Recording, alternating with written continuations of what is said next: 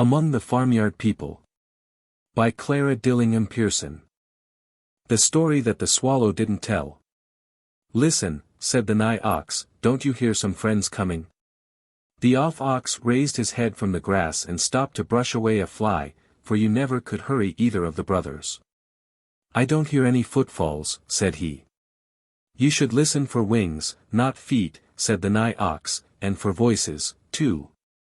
Even as he spoke there floated down from the clear air overhead a soft tittle-little-little-ee, as though some bird were laughing for happiness. There was not a cloud in the sky, and the meadow was covered with thousands and thousands of green grass blades, each so small and tender, and yet together making a most beautiful carpet for the feet of the farmyard people, and offering them sweet and juicy food after their winter fare of hay and grain. Truly it was a day to make one laugh aloud for joy. The alder tassels fluttered and danced in the spring breeze, while the smallest and shyest of the willow pussies crept from their little brown houses on the branches to grow in the sunshine. Tittle-little-little-ee. Tittle-little-little-ee.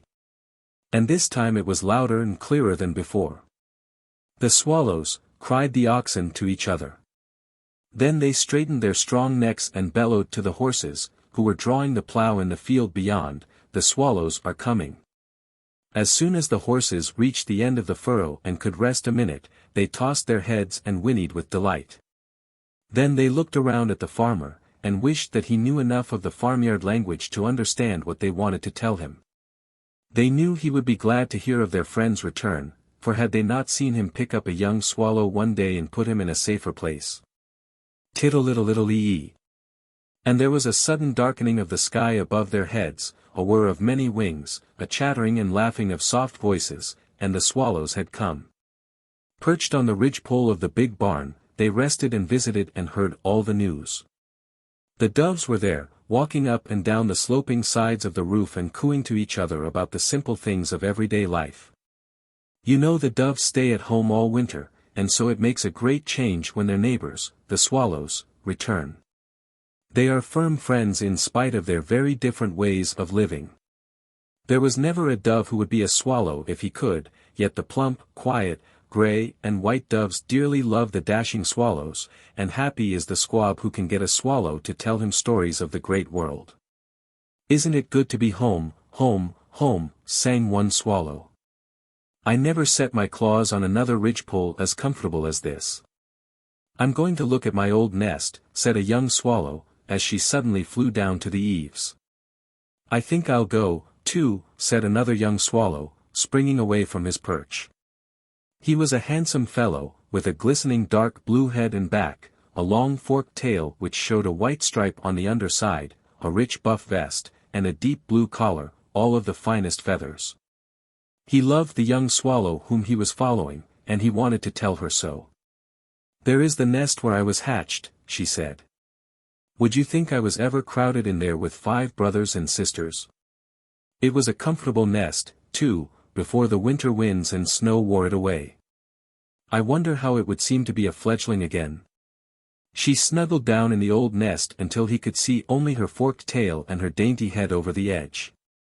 Her vest was quite hidden, and the only light feathers that showed were the reddish-buff ones on throat and face. These were not so bright as his, but still she was beautiful to him. He loved every feather on her body. I don't want you to be a fledgling again, he cried. I want you to help me make a home under the eaves, a lovely little nest of mud and straw, where you can rest as you are now doing, while I bring food to you. Will you? Yes, she cried. Tittle-little-little-ee. Oh, tittle-little-little-ee. And she flew far up into the blue sky, while he followed her, twittering and singing. Where are those young people going? Said an older swallow. I should think they had flown far enough for today without circling around for the fun of it. Don't you remember the days when you were young? Said the swallow next to him. When I was young, he answered. My dear, I am young now. I shall always be young in the springtime. I shall never be old except when I am molting. Just then a family of doves came pattering over the roof, swaying their heads at every step. We are so glad to see you back, said the father. We had a long, cold winter, and we thought often of you. A very cold winter, cooed his plump little wife. Tell me a story, said a young dove, their son. Hush, hush, said the father dove. This is our son, he added, and this is his sister. We think them quite a pair. Our last brood, you know.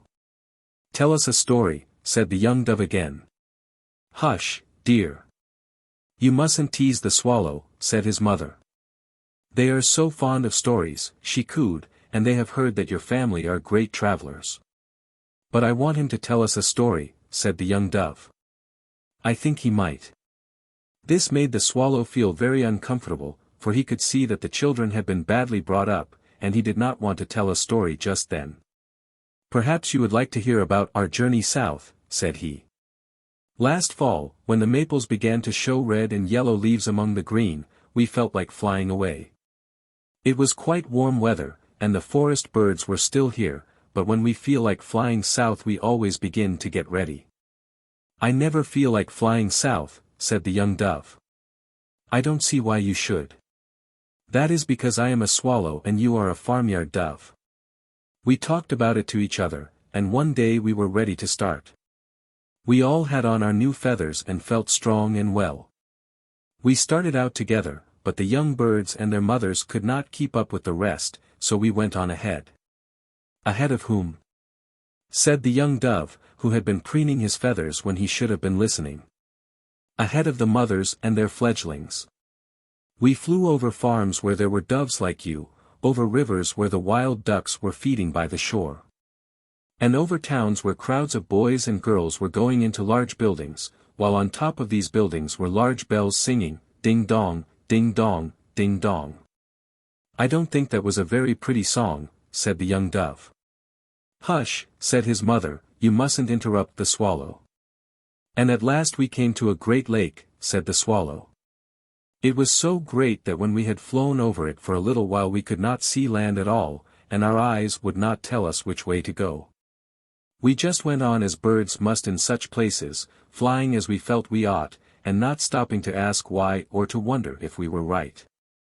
Of course we swallows never stop to eat, for we catch our food as we fly, but we did sometimes stop to rest. Just after we had crossed this great lake we alighted. It was then that a very queer thing happened, and this is really the story that I started to tell. Oh, said the young dove and his sister. How very exciting. But wait just a minute while we peep over the edge of the roof and see what the farmer is doing. And before anybody could say a word they had pattered away to look. The birds who were there say that the swallow seemed quite disgusted, and surely nobody could blame him if he did. You must excuse them, cooed their mother. They are really hardly more than squabs yet, and I can't bear to speak severely to them. I'm sure they didn't mean to be rude. Certainly, certainly, said the swallow. I will excuse them and you must excuse me. I wish to see a few of my old friends before the sun goes down. Good afternoon. And he darted away. The young doves came pattering back, swaying their heads as they walked. Why, where is the swallow? They cried. What made him go away? Right at the best part of the story, too. We don't see why folks are so disagreeable. People never are as nice to us as they are to the other young doves. Hush, said their mother. You mustn't talk in that way. Fly off for something to eat, and never mind about the rest of the story. When they were gone, she said to her husband, I wonder if they did hurt the swallow's feelings. But then, they are so young, hardly more than squabs. She forgot that even squabs should be thoughtful of others, and that no dove ever amounts to anything unless he begins in the right way as a squab. How do you find this book? Any thoughts about the book or the author? Any suggestion for improvement? Please take a moment to share your thoughts in a comment. If you like it, share it with your friends who might enjoy it as well. Subscribe to keep in touch. Visit CompleteAudiobooks.com for more quality content. The Lamb with the Longest Tail. The sheep are a simple and kind-hearted family, and of all the people on the farm there are none who are more loved than they. All summer they wander in the fields, nibbling the fresh, sweet grass, and resting at noon in the shadow of the trees, but when the cold weather comes they are brought up to the farmyard and make their home in the long low sheep shed. That is always a happy time.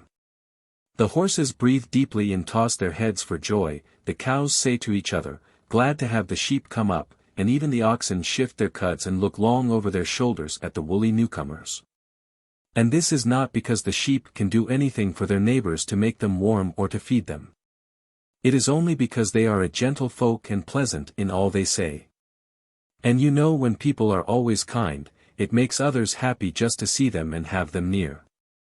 Then, when the cold March winds are blowing, the good farmer brings more yellow straw into the sheep shed, and sees that it is warm and snug. If there are any boards broken and letting the wind in, he mends them and shuts out the cold. At this time, too, the horses and cattle stop often in their eating to listen. Even the pigs, who do not think much about their neighbors, root in the corners nearest the sheep shed and prick up their ears. Some bleak morning they hear a faint bleating and know that the first lamb is there. And then from day to day they hear more of the soft voices as the new lambs come to live with the flock. Such queer little creatures as the lambs are when they first come, so weak and awkward.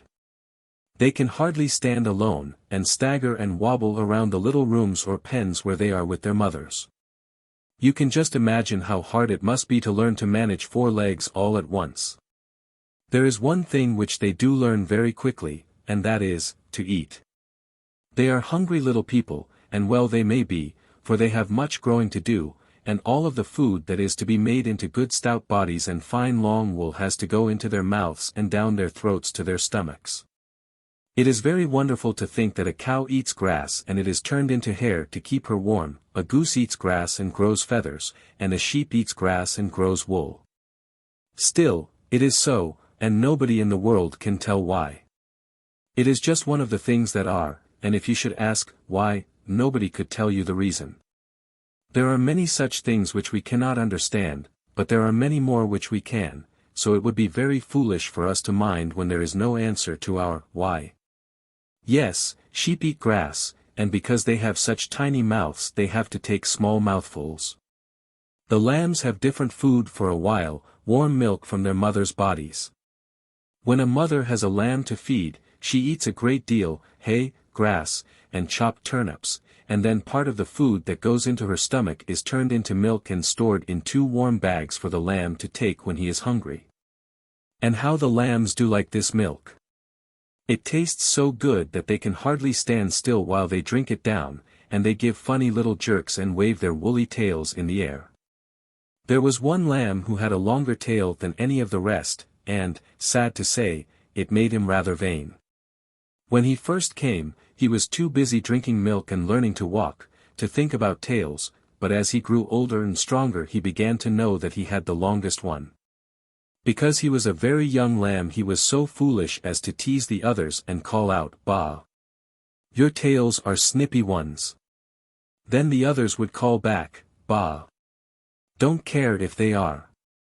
After a while, his mother, who was a sensible sheep and had seen much of life, said to him, "You must not brag about your tail.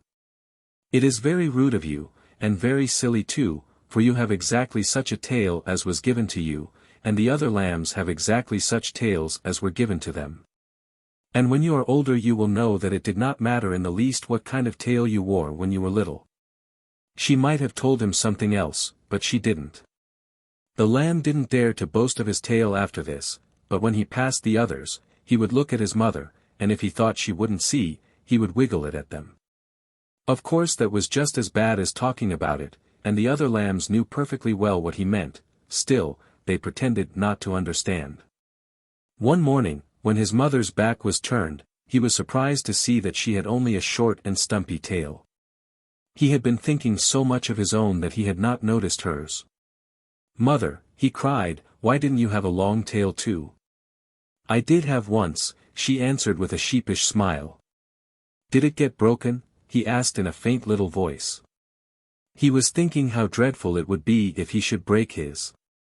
"Not exactly," said his mother. "I will tell you all about it. All little lambs have long tails. Not so long as mine, though, said he, interrupting. No, not so long as yours, she replied, but so long that if they were left that way always they would make a great deal of trouble.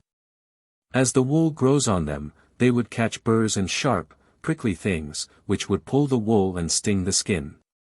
The farmer knows this, so when the little lambs are about as old as you are now, he and his men make their tails shorter. Oh, cried the lamb, curling his tail in as far between his legs as he could, do you mean that they will shorten my tail, my beautiful long tail? That is just what I mean, said his mother, and you should be very glad of it. When that is done, you will be ready to go out into the field with me. A lot of trouble we should have if the men did not look after such things for us, but that is what men are for, they say, to look after us sheep. But won't they laugh at me when my tail is shorter? Asked her son. They would laugh at you if you wore it long. No lamb who pretends to be anybody would be seen in the pasture with a dangling tail. Only wild sheep wear them long, poor things. Now the little lamb wished that he had not boasted so much. Now, when the others passed him, he did not put on airs. Now he wondered why they couldn't have short tails in the beginning. He asked his uncle, an old wether sheep, why this was, and his uncle laughed. Why, what would you have done all these days if things happened in that way? What would you have had to think about? What could you have talked about? The little lamb hung his head and asked no more questions. What do you think? He called to a group of lambs nearby. I'm going to have one of the men shorten my tail. It is such a bother unless one does have it done, and mine is so very long. The wonderful shiny egg. Cut ditch cut. Cut da cut, called the Dorking hen, as she strutted around the poultry yard. She held her head very high, and paused every few minutes to look around in her jerky way and see whether the other fowls were listening. Once she even stood on her left foot right in the pathway of the Shanghai cock, and cackled into his very ears. Everybody pretended not to hear her. The people in the poultry yard did not like the Dorking hen very well. They said that she put on airs. Perhaps she did. She certainly talked a great deal of the place from which she and the Dorking cock came. They had come in a small cage from a large poultry farm, and the Dorking hen never tired of telling about the wonderful, noisy ride that they took in a dark car drawn by a great, black, snorting creature. She said that this creature's feet grew on to his sides and whirled around as he ran, and that he breathed out of the top of his head. When the fowls first heard of this, they were much interested, but after a while they used to walk away from her, or make believe that they saw grasshoppers whom they wanted to chase. When she found that people were not listening to her, she cackled louder than ever, cut da cut. Look at the egg, the egg, the egg, the egg that I have laid. Is there any particular reason why we should look at the egg, the egg, the egg, the egg that you have laid? Asked the Shanghai cock, who was the grumpiest fowl in the yard. Now, usually if the Dorking hen had been spoken to in this way, she would have ruffled up her head feathers and walked away, but this time she had news to tell and so she kept her temper. Reason? She cackled. Yes indeed. It is the finest egg that was ever laid in this poultry yard. Hear her talk, said a bantam hen. I think it is in very poor taste to lay such large eggs as most of the hens do here. Small ones are much more genteel.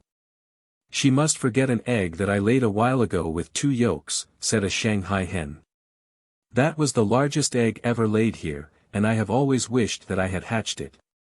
A pair of twin chickens would have been so interesting. Well, said the Dorking hen, who could not keep still any longer, small eggs may be genteel and large ones may be interesting, but my last one is beautiful. Perhaps you'd just as soon tell us about it as to brag without telling, grumbled the Shanghai cock. I suppose it is grass color, or sky color, or hay color, or speckled, like a sparrow's egg. No, answered the Dorking hen, it is white, but it is shiny. Shiny, they exclaimed.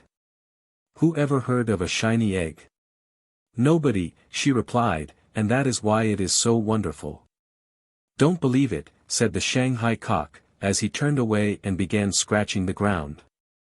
Now the Dorking hen did get angry. "Come to see it, if you don't believe me," she said, as she led the others into the henhouse. She flew up to the row of boxes where the hens had their nests, and picked her way along daintily until she reached the farthest one. "Now look," said she. One by one the fowls peeped into the box, and sure enough, there it lay, a fine, shiny, white egg. The little bantam, who was really a jolly, kind-hearted creature, said, "Well, it is a beauty. I should be proud of it myself." "It is whiter than I fancy," said the Shanghai cock, "but it certainly does shine." "I shall hatch it," said the Dorking hen, very decidedly. "I shall hatch it and have a beautiful chicken with shining feathers. I shall not hatch all the eggs in the nest, but roll this one away and sit on it." "Perhaps," said one of her friends, "somebody else may have laid it after all, and not noticed. You know it is not the only one in the nest." "Pooh!" said the Dorking hen. "I guess I know. I am sure it was not there when I went to the nest and it was there when I left. I must have laid it." The fowls went away, and she tried to roll the shiny one away from the other eggs, but it was slippery and very light and would not stay where she put it. Then she got out of patience and rolled all the others out of the nest. 2 of them fell to the floor and broke, but she did not care. "They are nothing but common ones, anyway," she said. When the farmer's wife came to gather the eggs she pecked at her and was very cross. Every day she did this, and at last the woman let her alone. Every day she told the other fowls what a wonderful chicken she expected to have. "Of course he will be of my color," said she, "but his feathers will shine brightly. He will be a great flyer, too. I am sure that is what it means when the egg is light." She came off the nest each day just long enough to stroll around and chat with her friends, telling them what wonderful things she expected, and never letting them forget that it was she who had laid the shiny egg. She pecked airily at the food, and seemed to think that a hen who was hatching such a wonderful chicken should have the best of everything. Each day she told some new beauty that was to belong to her child, until the Shanghai cock fairly flapped his wings with impatience. Day after day passed, and the garden beyond the barn showed rows of sturdy green plants, where before there had been only straight ridges of fine brown earth. The swallows who were building under the eaves of the great barn, twittered and chattered of the wild flowers in the forest, and 4 other hens came off their nests with fine broods of downy chickens.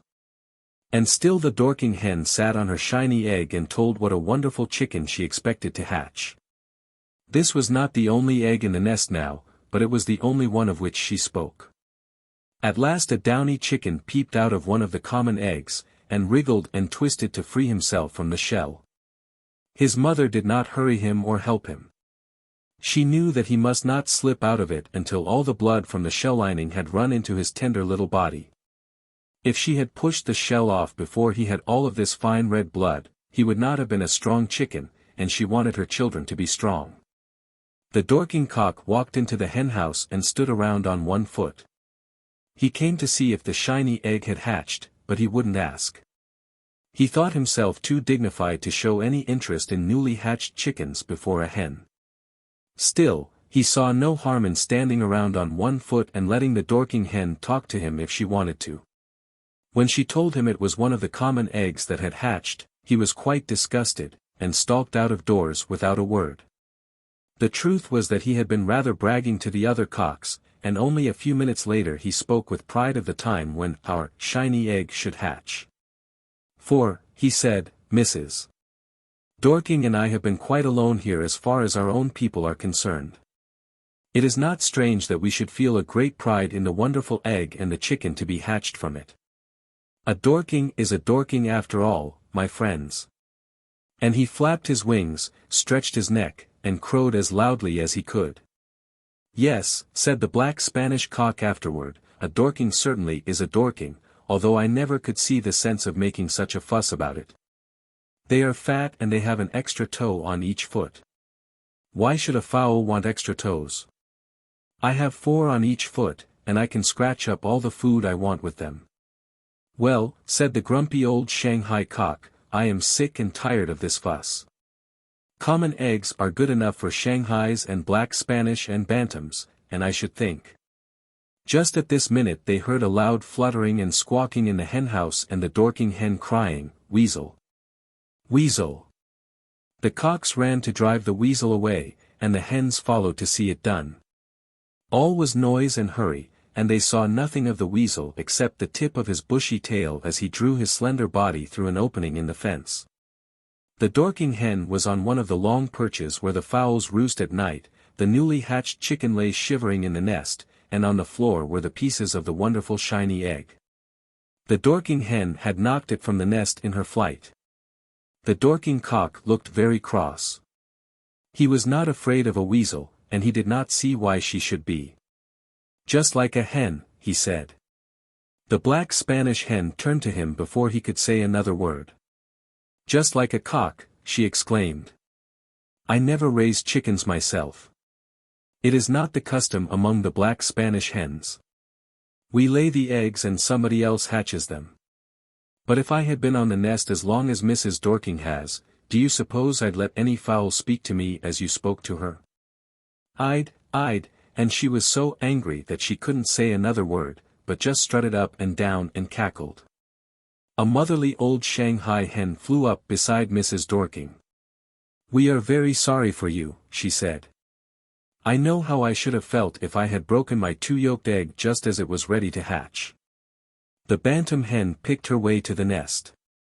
"What a dear little chicken," she cried, in her most comforting tone. "He is so plump and so bright for his age. But, my dear, he is chilly, and I think you should cuddle him under your wings until his down is dry." The Dorking hen flew down. "He is a dear," she said, "and yet when he was hatched I didn't care much for him, because I had thought so long about the shiny egg. It serves me right to lose that one, because I have been so foolish. Still, I do not know how I could stand it if it were not for my good neighbors." While Mrs. Dorking was talking with the Bantam by her nest, the Black Spanish hen scratched a hole in the earth under the perches, poked the pieces of the shiny egg into it, and covered them up. "I never raised chickens myself," she said, "but if I did." The Shanghai cock walked away with the Dorking cock. "I'm sorry for you," he said, "and I am more sorry for Mrs. Dorking. She is too fine a hen to be spoken to as you spoke to her this morning, and I don't want to hear any more of your fault-finding. Do you understand?" And he ruffled his neck feathers and stuck his face close to that of the Dorking cock. They stared into each other's eyes for a minute, then the Dorking cock, who was not so big and strong as the Shanghai, shook his head and answered sweetly, "It was rude of me. I won't do it again." From that day to this, nobody in the poultry yard has ever spoken of the shiny egg, and the Dorkings are much liked by the other fowls. Yet if it had not been for her trouble, Mrs. Dorking and her neighbors would never have become such good friends. The little Dorkings are fine, fat-breasted chicks, with the extra toe on each foot of which all that family are so proud. The Duckling who didn't know what to do. "Quack! Quack!" called the duck who had been sitting on her nest so long. "My first egg is cracked, and I can see the broad yellow bill of my eldest child. Ah! Now I can see his downy white head." The drake heard her and quacked the news to every one around, and flapped his wings, and preened his feathers, for was not this the first duckling ever hatched on the farm? The drake had not been there long himself. It was only a few days before the duck began sitting that she and her 5 sisters had come with him to this place. It had not taken them long to become acquainted with the other farmyard people, and all had been kind to them. The geese had rather put on airs, at first, because they were bigger and had longer legs, but the ducks and drake were too wise to notice this in any way, and before long the geese were as friendly as possible.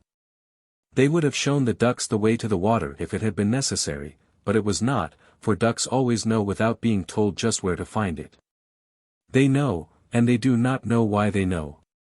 It is one of the things that are.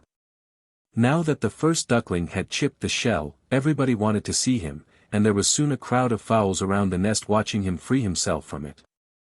The drake stood by, as proud as a peacock. "I think he looks much like his mother," said he. Yes, yes, cackled all the hens. The same broad yellow bill, the same short yellow legs, and the same webbed feet. The mother duck smiled. He looks more like me now than he will by and by, she said, for when his feathers grow and cover the down, he will have a stiff little one curled up on his back like the drake's. And really, except for the curled feather, his father and I look very much alike. That is so, said the black Spanish cock. You do look alike. The same white feathers, the same broad breast, the same strong wings, the same pointed tail, the same long neck, the same sweet expression around the bill. That was just like the black Spanish cock. He always said something pleasant about people when he could, and it was much better than saying unpleasant things. Indeed, he was the most polite fowl in the poultry yard, and the black Spanish hen thought his manners quite perfect. Then the duckling's 5 aunts pushed their way through the crowd to the nest under the edge of the straw stack. Have you noticed what fine large feet he has? Said one of them. That is like his mother's people. See what a strong web is between the 3 long toes on each foot. He will be a good swimmer.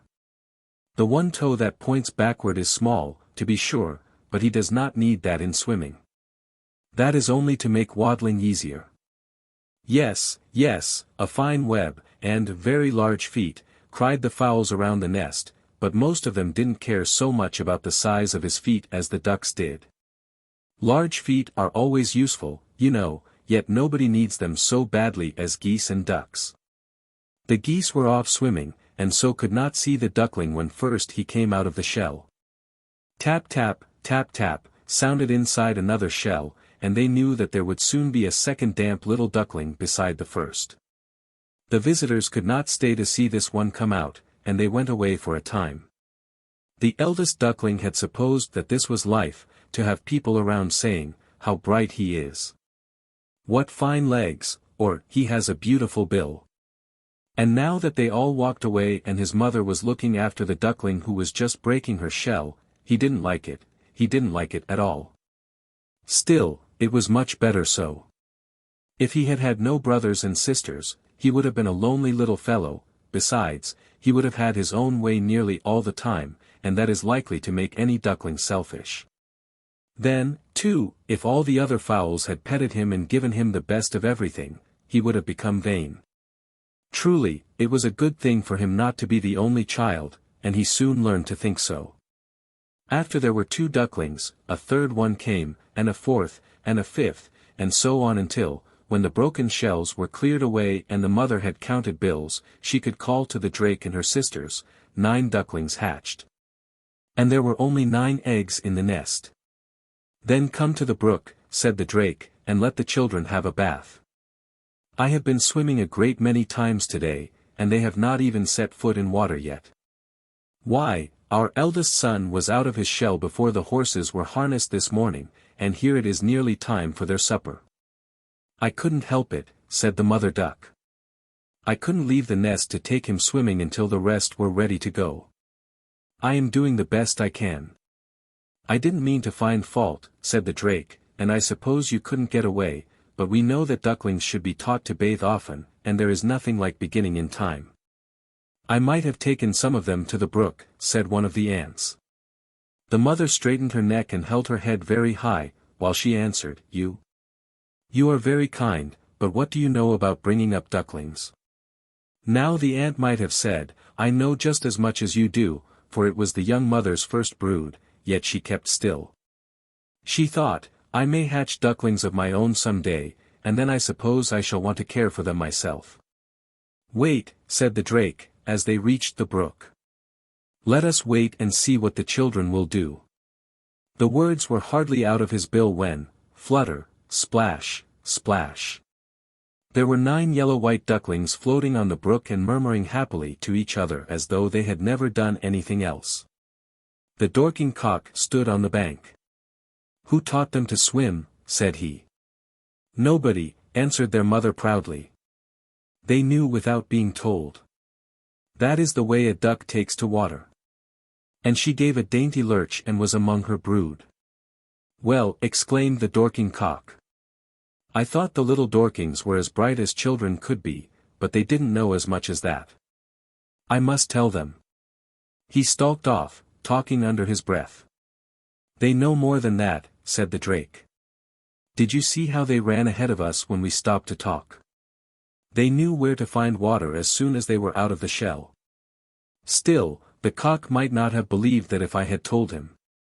They had a good swim, and then all stood on the bank and dried themselves. This they did by squeezing the water out of their down with their bills. The drake, the mother duck, the 5 ants, and the 9 ducklings all stood as tall and straight as they could, and turned and twisted their long necks, and flapped their wings, and squeezed their down, and murmured to each other. And their father didn't tell the little ones how, and their mother didn't tell them how, and their 5 ants didn't tell them how, but they knew without being told. The ducklings grew fast, and made friends of all the farmyard people. Early every morning they went to the brook. They learned to follow the brook to the river, and here were wonderful things to be seen. There was plenty to eat, too, in the soft mud under the water, and it was easy enough to dive to it, or to reach down their long necks while only their pointed tails and part of their body could be seen above the water. Not that they ate the mud. They kept only the food that they found in it, and then let the mud slip out between the rough edges of their bills.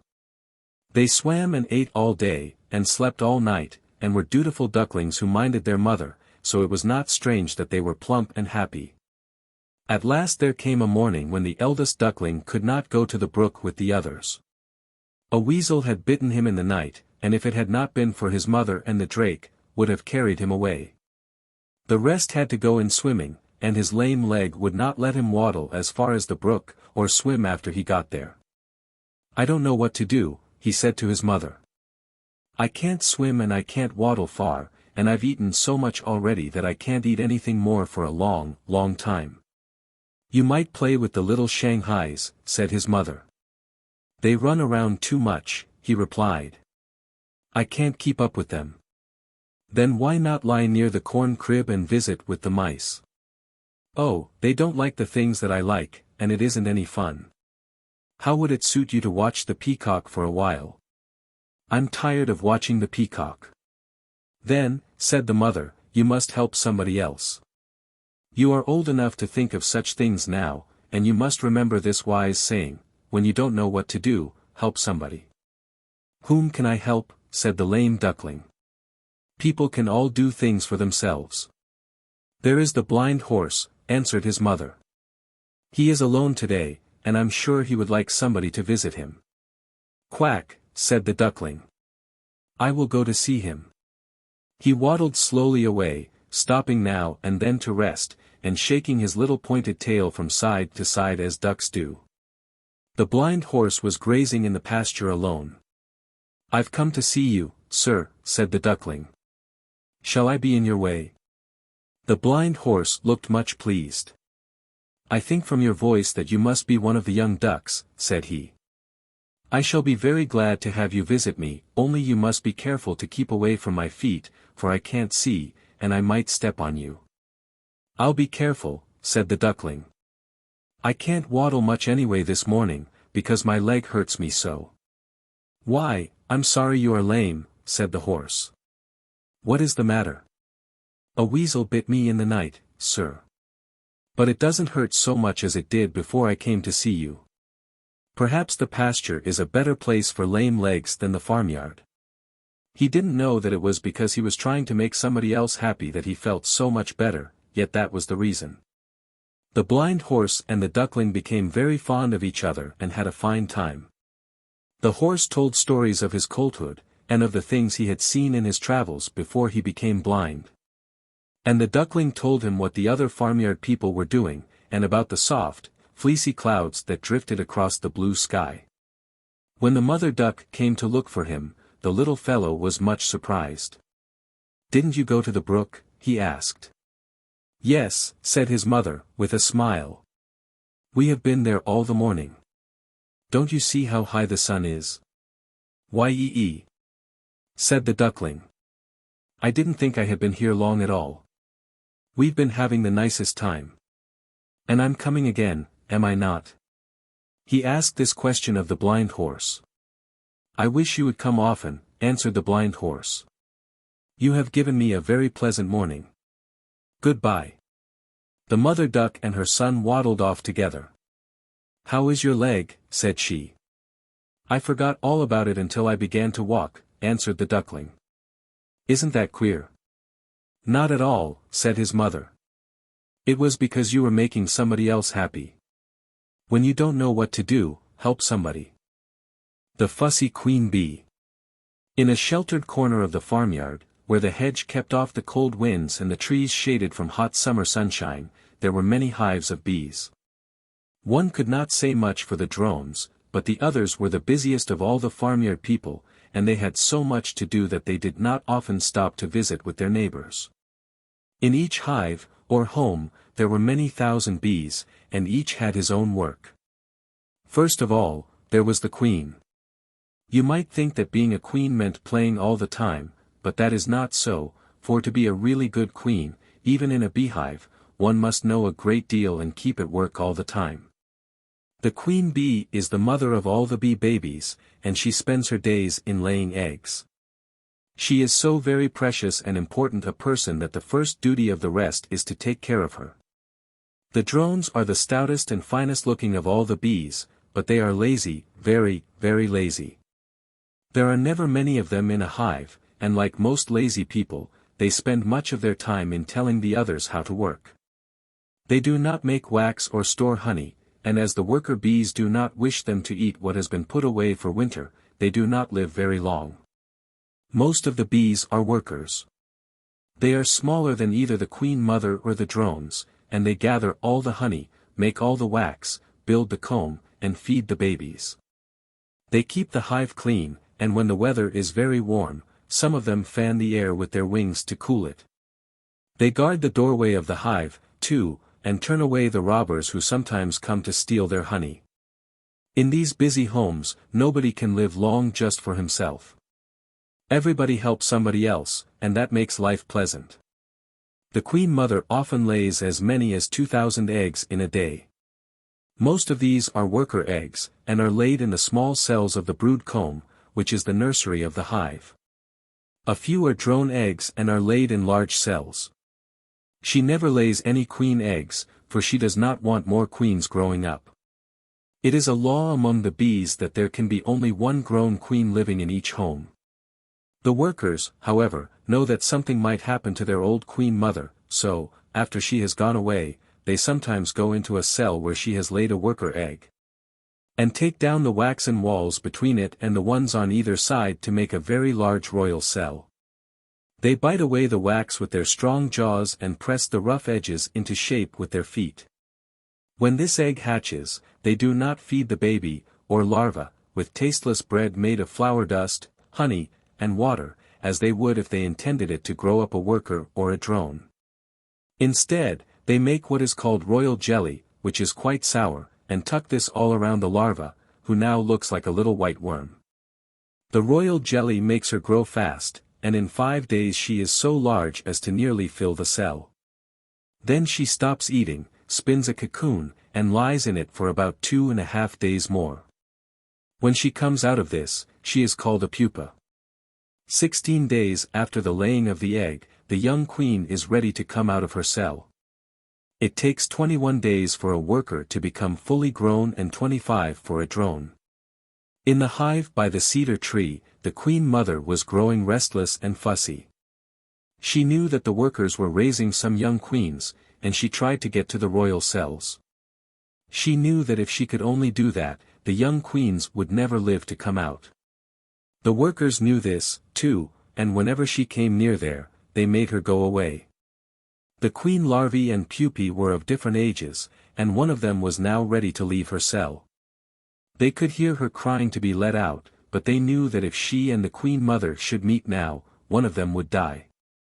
So instead of letting her out, they built a thick wall of wax over the door and left only an opening through which they could feed her. When she was hungry she ran her tongue out and they put honey on it. She wondered why the workers did not let her out, when she wanted so much to be free. She did not yet know that queen mothers do not get along well with young queens. The workers talked it over by themselves. One of them was very tender-hearted. "It does seem too bad," said she, "to keep the poor young queen shut up in her cell. I don't see how you can stand it to hear her piping so pitifully all the time. I am sure she must be beautiful. I never saw a finer tongue than the one she runs out for honey." "Humph," said a sensible old worker, who had seen many queens hatched and many swarms fly away, "you'd be a good deal more sorry if we did let her out now. It would not do at all." The tender-hearted worker did not answer this, but she talked it over with the drones.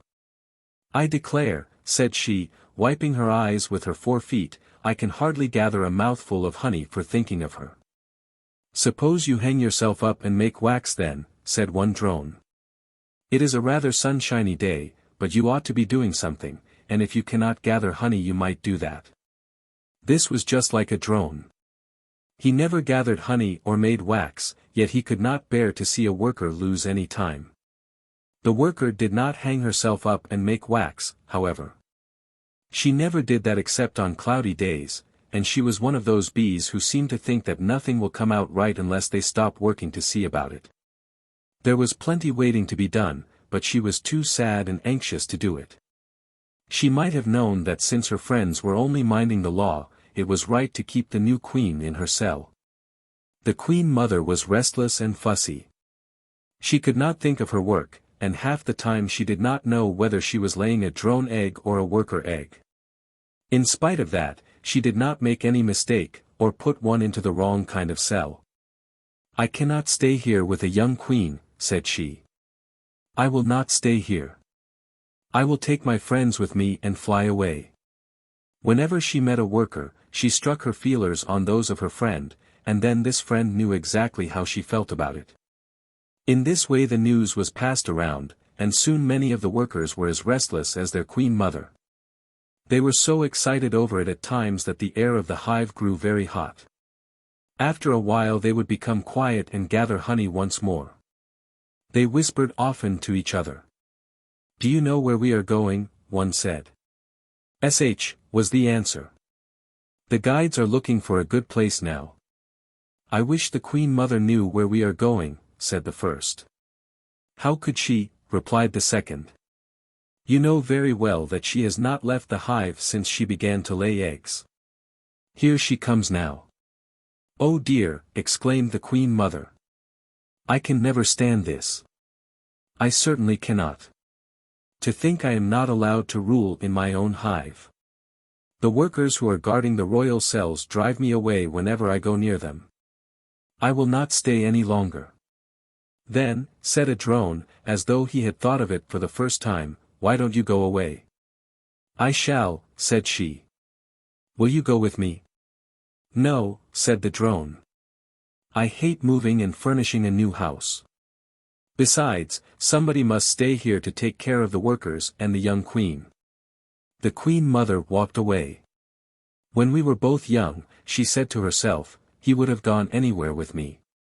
And the drone said to himself, "Now, isn't that just like a queen mother?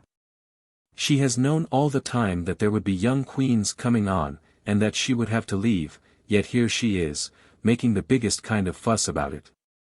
She ought to remember that it is the law."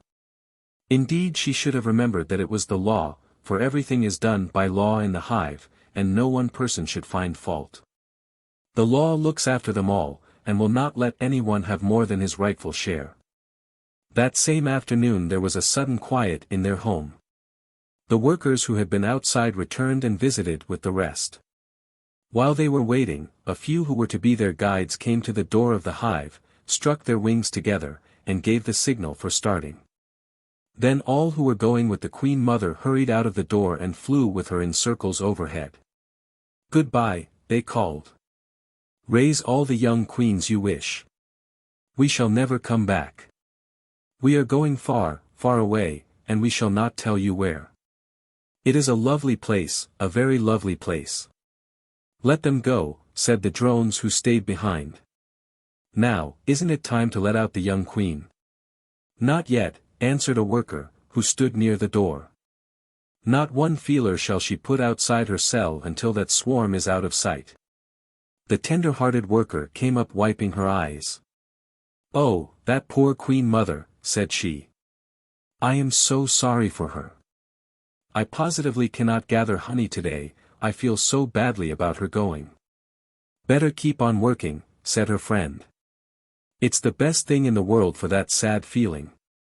Besides, you should try to keep strong." "Oh, I will try to eat something from the comb," was the answer, "but I don't feel like working." "Zzzt," said the other worker. "I think if you can eat, you can hunt your food outside, and not take honey we have laid up for winter or food that will be needed for the children." The drones chuckled. It was all right for them to be lazy, they thought, but they never could bear to see a worker waste time. "Ah," cried one of them suddenly, "what is the new swarm doing now?" The words were hardly out of his mouth when the Queen Mother crawled into the hive again. "Such dreadful luck," said she. "A cloud passed over the sun just as we were alighting on a tree to rest." "I wouldn't have come back for that," said a drone. "No," said she, in her airiest way, "I dare say you wouldn't, but I would. I dare not go to a new home after a cloud has passed over the sun. I think it is a sign of bad luck. I should never expect a single egg to hatch if I went on.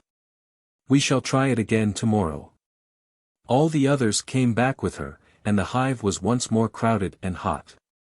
"Oh dear," said the tender-hearted worker, "isn't it too bad to think they couldn't go?"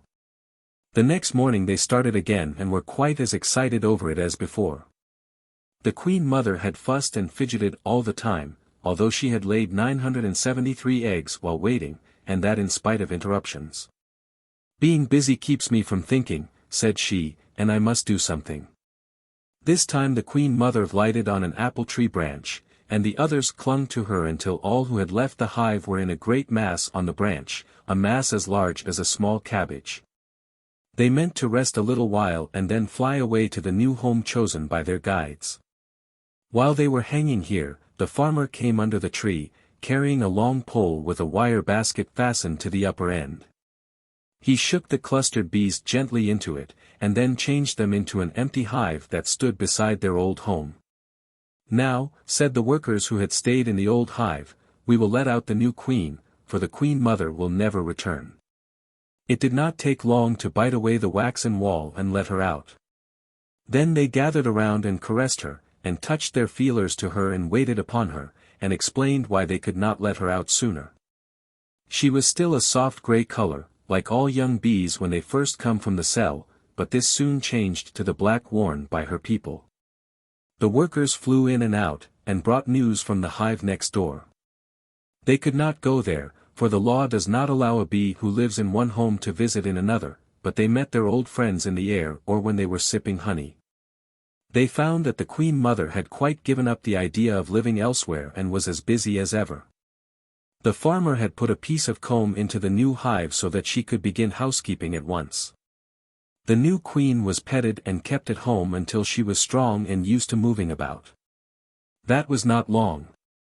Then she said she wanted to see the world outside. "We will go with you," said the drones, who were always glad of an excuse for flying away in pleasant weather. They said there was so much noise and hurrying around in the hive that they could never get any real rest there during the daytime. So the young queen flew far away and saw the beautiful world for the first time. Such a blue sky! Such green grass! Such fine trees covered with sweet-smelling blossoms! She loved it all as soon as she saw it. "Ah," she cried, "what a wonderful thing it is to live and see all this! I am so glad that I was hatched. But now I must hurry home, for there is so much to be done." She was a fine young queen, and the bees were all proud of her. They let her do anything she wished as long as she kept away from the royal cells. She soon began to work as the old Queen Mother had done, and was very happy in her own way. She would have liked to open the royal cells and prevent more queens from hatching, and when they told her it was the law which made them keep her away, she still wanted to bite into them. "That poor young Queen Mother!" sighed the tender-hearted worker. "I am so sorry for her when she is kept away from the royal cells. This is a sad, sad world.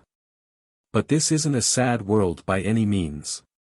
It is a beautiful, sunshiny, happy world, and neither queen bees nor anybody else should think it hard if they cannot do every single thing they wish.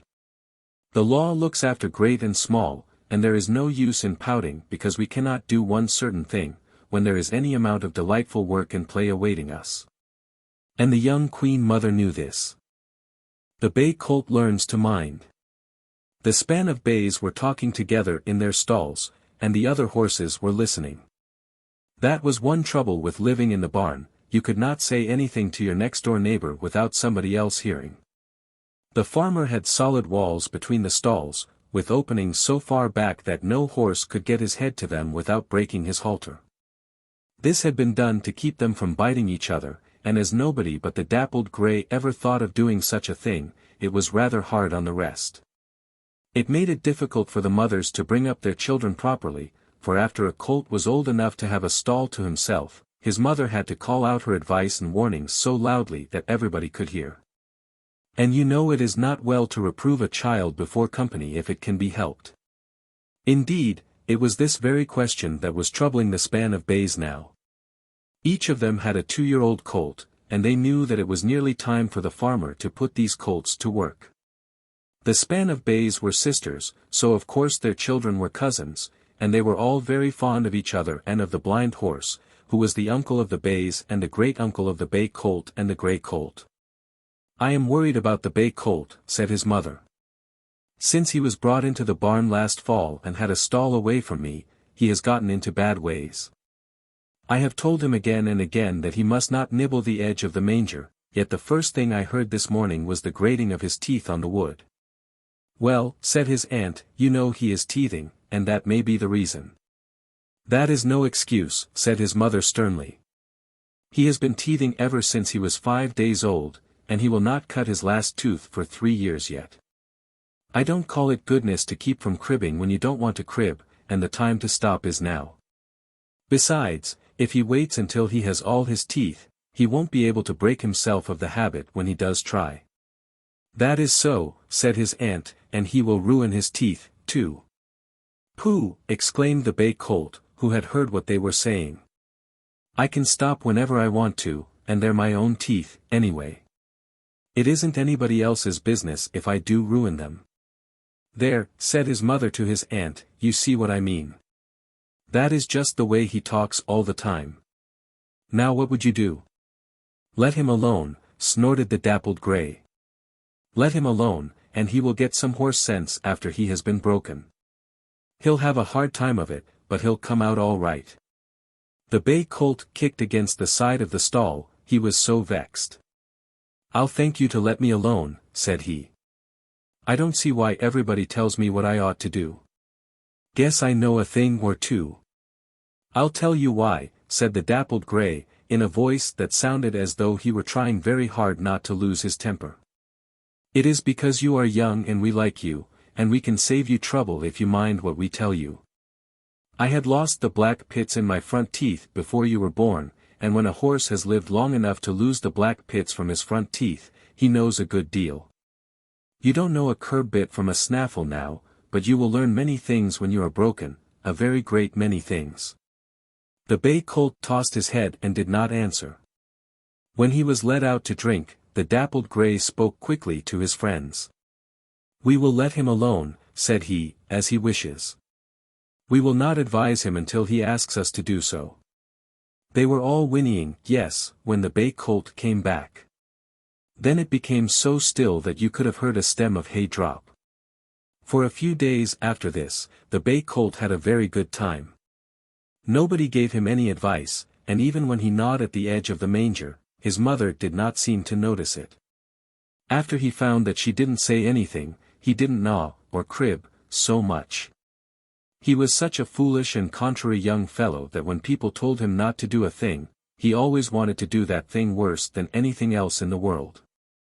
His cousin, the gray colt, was not at all like him. She was a gentle little 2-year-old whom everybody loved. She was full of fun and was the gayest possible companion in the meadow, yet when the older horses gave her advice, she always listened and obeyed. The bay colt was very fond of his cousin, but he did like to tease her, and once in the fall, before they came to stay in the barn, he called her a goody-goody because she wouldn't jump the fence and run away with him. He said she wouldn't do such things because she didn't know what fun was. Then she did show that she had a temper, for her brown eyes snapped and her soft lips were raised until she showed all her biting teeth. "I'm not a goody-goody," she cried, stamping the ground with her pretty little hoofs, "and I just ache to go. I feel as though there were ropes that I couldn't see, pulling me toward that fence every time I think of it, but I won't go. I won't go. My mother says that she jumped a fence and ran away when she was a colt, and that she felt as mean as could be afterward." "I don't care," said her cousin, "I'm going anyway, and you can stay at home if you want to. Goodbye." He ran and leaped over the fence, and trotted down the road with his head well up and his tail in the air. And then how the gray colt did want to follow. "I won't," she said again. "I won't do it. I'll look the other way and try to forget it, but I wish he knew how hard it is to be good sometimes." The next morning the bay colt was in the pasture again. The farmer and his man had found him far away and led him back. "I had a fine time," he said to his cousin, "and I don't feel a bit mean. I'm going again today, but don't you tell." When his mother scolded him as he deserved, he just switched his tail and thought about something else until she stopped talking. Then he ran away again. The next morning when the gray colt saw him, he had a queer wooden thing around his neck, and fastened to this was a pole that stuck out ahead of him. It tired his neck and bothered him when he wanted to run. If he had tried to jump the fence, it would have thrown him down.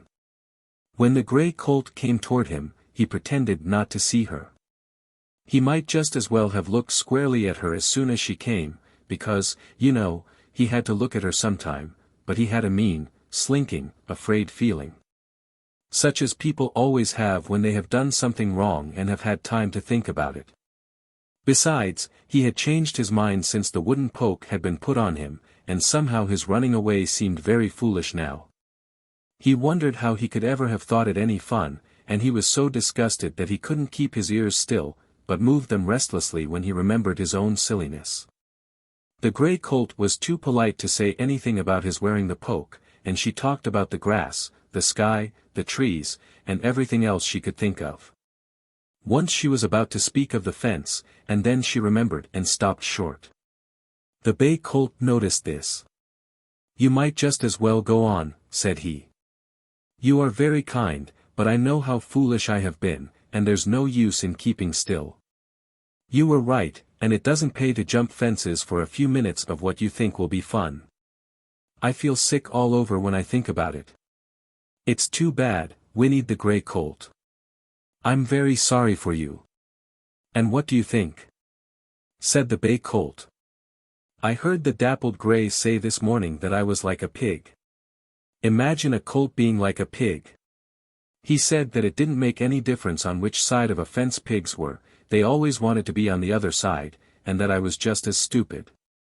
This was all in the fall, before the cold weather had sent them to live in the barn, and while the bay colt was wearing the poke he could not well forget the lesson he had learned about jumping and running away. His mother grew quite proud of him, and the dappled gray had been heard to say that he might amount to something yet. That was a great deal for the dappled gray to say, for although he had a very kind heart, he did not often praise people, and hardly ever said such things about 2-year-olds. That made it all the harder for him when the bay colt became cross over being told to stop cribbing. You know there are some colts who learn obedience easily, and there are others who have one hard struggle to stop jumping, and another to stop cribbing, and another to stop kicking, and so on, all through their colthood. The older horses are sorry for them and try to help them, for they know that neither colt nor horse can really enjoy life until he is trying to do right. To be sure, people sometimes do wrong even then, but if they will take advice and keep on trying they are certain to turn out well. And now, when the bay colt seemed to have forgotten the lesson he had in the fall, and after he had told the other horses to let him alone, very strange things began to happen. The farmer took him from his stall and made him open his mouth. Then a piece of iron was slipped into it, which lay on top of his tongue and fitted into the place on each side of his jaw where there were no teeth. Long lines were fastened to this iron on either side, and when he tossed his head and sidled around, these lines were gently pulled by the farmer and the iron bit pressed down his tongue. The farmer was very kind, but the bay colt did not want the bit in his mouth, so he acted as ugly as he knew how, and kicked, and snapped with his jaws open, and tried to run. The farmer did not grow angry or cross, yet whenever the bay colt showed his temper, the bit would press down his tongue and stretch the corners of his mouth until he had to stop. Once in a while the farmer would try to pat him and show him that it was all right, but the bay colt would not have this, and he was a very cross and sweaty 2-year-old when he was taken back to his stall. He missed the gray colt from her usual place, but soon she came in with one of the farmer's men. She had been driven for the first time also. "Hello," said he. "Have you had a bit in your mouth too? Wasn't it dreadful? I am so angry that my hoofs fairly tingled to hit that farmer." "It was hard," said the gray colt, "but the man who drove me was very kind and let me rest often. He patted me, too, and that helped me to be brave. My mother says we won't mind the bit at all after we are used to it." "Well," said the bay colt, "I'm never going to be used to it. I won't stand it, and that's all there is about it." He stamped his hoofs and looked very important. 2-year-olds often look quite as important as 10-year-olds, and they feel much more so. The bay colt was rather proud of his feet, and thought it much nicer to have solid hoofs than to have them split, like those of the cows, the hogs, and the sheep. When he said that he would not stand it to be driven, a queer little sound ran through the stalls. It was like the wind passing over a wheat field, and was caused by the older horses taking a long breath and whispering to themselves. The bay colt's mother was saying, "Poor child. What hard work he does make of life." The next day both colts were driven again, and the next day, and the next, and the next. By this time the gray colt was quite used to it. She said she rather enjoyed knowing what the man was thinking, and that she could tell his thoughts by the feeling of the lines, much as she used to understand her mother by rubbing noses when she was a tiny colt. Her cousin had a sore mouth from jerking on the lines, and he could not enjoy eating at all. That made it even harder for him, because he got very hungry, and it is not so easy to be sensible when one is hungry. When the gray colt learned to walk steadily and turn as her driver wished, she was allowed to draw a light log through the furrows of a field. This tired her, but it made her very proud, and she arched her neck and took the daintiest of steps. It was not necessary that the log should be drawn over the field, still, she did not know this, and thought it was real work, when it was done only to teach her to pull. The man who was driving her patted her neck and held her nose in his hand. When he stopped to eat an apple, he gave her the core, and she thought she had never tasted anything so good. As she went back to her stall, she called to the horses near, "I have been working. I have drawn a log all around a field." The blind horse spoke softly to her. "You will have a happy life, my dear, because you are a willing worker." Although the bay colt didn't say anything, he thought a great deal, and about many things. While he was thinking he began to crib, but the noise of his biting teeth on the wood startled him, and he shook his head and whispered to himself, "I will never crib again." When he ate his supper, his sore mouth hurt him, but he didn't whimper. "You deserve it," he said to himself. "It wouldn't have been sore if you had been steady like your cousin." The bay colt was growing sensible very fast. The dappled gray had noticed how suddenly he stopped cribbing, and so watched him for a few days. He saw that the bay colt was in earnest, that he drew the log up and down without making any fuss, and was soon hitched with his mother to a plow. The dappled gray and the blind horse were also plowing that day, and they called across from their field. "Fine day for plowing," they said. "Perfect," answered the bay colt. "Did you notice the last furrow we turned? Can you do any better than that? If I had jumped, it would have been crooked instead of straight, and if I had stopped, it would not be done yet." "Good furrow." "Wonderful furrow," answered the dappled gray. "Always knew you'd be a good worker when you got down to it. You are one of us now, one of the working horses. Glad of it. Goodbye." And he turned away to start his plow across the field again. Do you like being grown up? said the bay colt's mother to him. Like it, he answered with a laugh. I'm so proud that I don't know what to do. I wouldn't go back to the old life of all play for anything in the world. And my little cousin made me see my mistakes. Was there ever another colt as foolish as I? A great many of them, said his mother. More than you would guess. They kick and bite and try to run because they cannot always have their own way. And then, when they have tried the farmer's way, and begin to pay for his care of them, they find it very much better than the life of all play. Colts will be colts. The twin lambs. There was a lamb, a bright, frisky young fellow, who had a twin sister. Their mother loved them both and was as kind to one as to the other, but the brother wanted to have the best of everything, and sometimes he even bunted his sister with his hard little forehead. His mother had to speak to him many times about this, for he was one of those trying children who will not mind when first spoken to. He did not really mean to be naughty, he was only strong and frisky and thoughtless. Sometimes he was even rude to his mother. She felt very sad when this was so, yet she loved him dearly and found many excuses for him in her own heart. There were 3 other pairs of twins in the flock that year, and as their mothers were not strong enough to care for 2 lambs apiece, the farmer had taken 1 twin from each pair to a little pen near the house. Here they stayed, playing happily together, and drinking milk from a bottle which the farmer's wife brought to them. They were hungry very often, like all young children, and when their stomachs began to feel empty, or even to feel as if they might feel empty, they crowded against the side of the pen, pushed their pinkish-white noses through the openings between the boards, and bleated and bleated and bleated to the farmer's wife. Soon she would come from the kitchen door and in her hand would bring the big bottle full of milk for them. There was a soft rubber top to this bottle, through which the lambs could draw the milk into their mouths.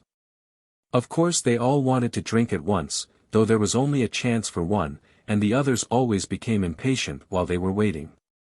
The farmer's wife was patient, even when the lambs, in their hurry to get the milk, took her fingers into their mouths and bit them instead of the top of the bottle. Our twin lamb wanted to have his sister taken into the pen with the other 3, and he spoke about it to his mother. I know how you can manage, said he. Whenever she comes near you, just walk away from her, and then the farmer will take her up to the pen. You selfish fellow, answered his mother. Do you want your dear little twin sister to leave us? He hung his head for a minute, but replied, she'd have just as good a time. They have all they can eat up there, and they have lots of fun. If you think it is so pleasant in the pen, said his mother, suppose I begin to walk away from you, and let the farmer take you away. I think your sister would rather stay with me. Oh, no, cried her son. I don't want to leave my own dear woolly mother. I want to cuddle up to you every night and have you tell me stories about the stars. Do you think you love me very much, said she. You don't know how to really love yet, for you are selfish, and there is not room in a selfish heart for the best kind of love. That made the lamb feel very badly. I do love her dearly, he cried, as he stood alone. I believe I love her ever so much more than my sister does. That was where the little fellow was mistaken, for although his sister did not talk so much about it, she showed her love in many other ways. If she had been taken from her mother for even a few days, they could never again have had such sweet and happy days together. Sheep look much alike, and they cannot remember each other's faces very long. If a lamb is taken away from his mother for even a short time, they do not know each other when they meet afterward. Perhaps this is one reason why they keep together so much, for it would be sad indeed not to know one's mother or one's child. His sister never knew that he had wanted her taken away.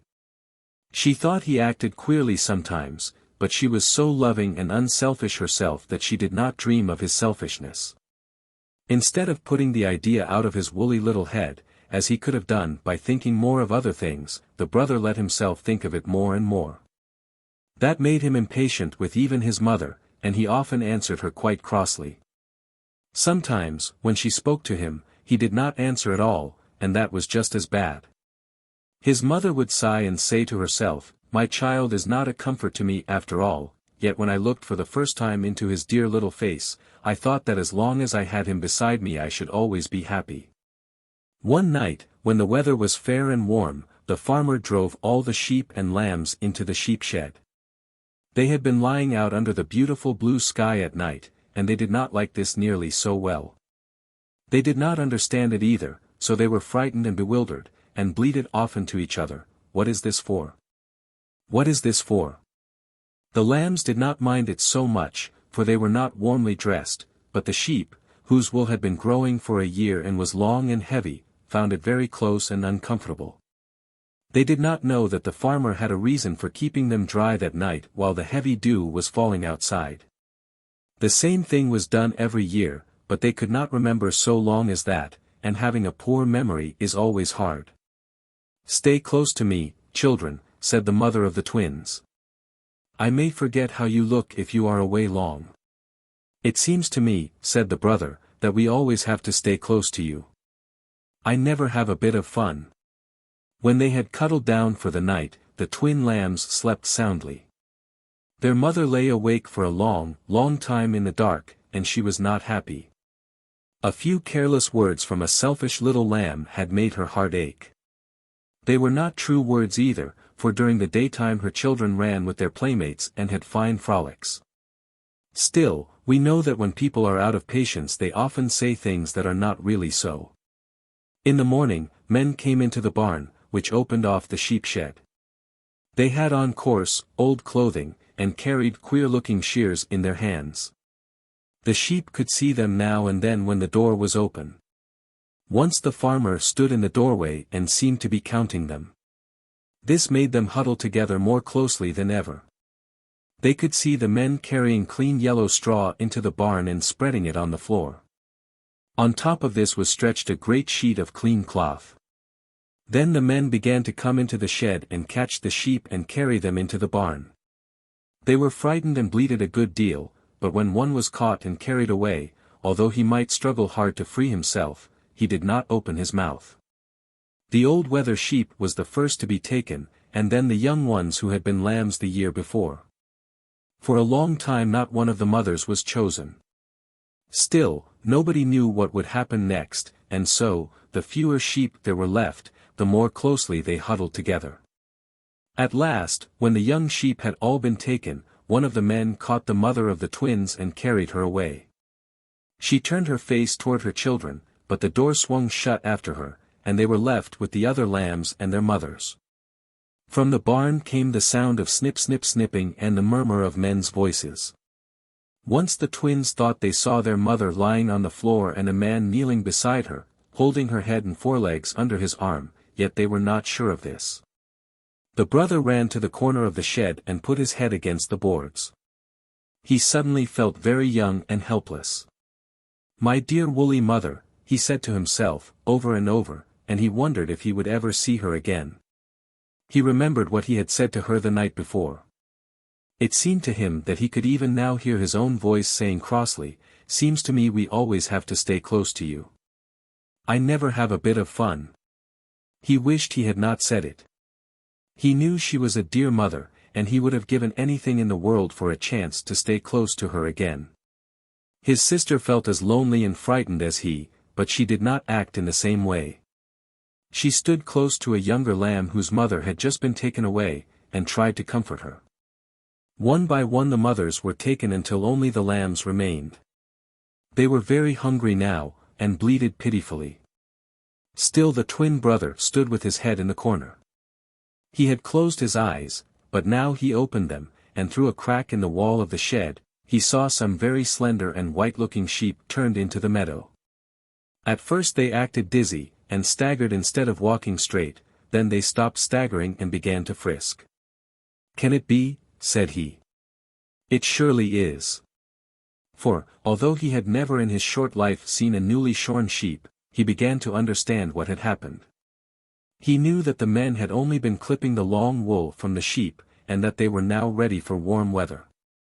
No wonder they frisked and their heavy burdens of wool were carefully taken off. Now the farmer opened the door into the barn again, and let the lambs walk through it to the gate of the meadow. They had never before been inside this barn, and the twin brother looked quickly around as he scampered across the floor. He saw some great ragged bundles of wool, and a man was just rolling up the last fleece.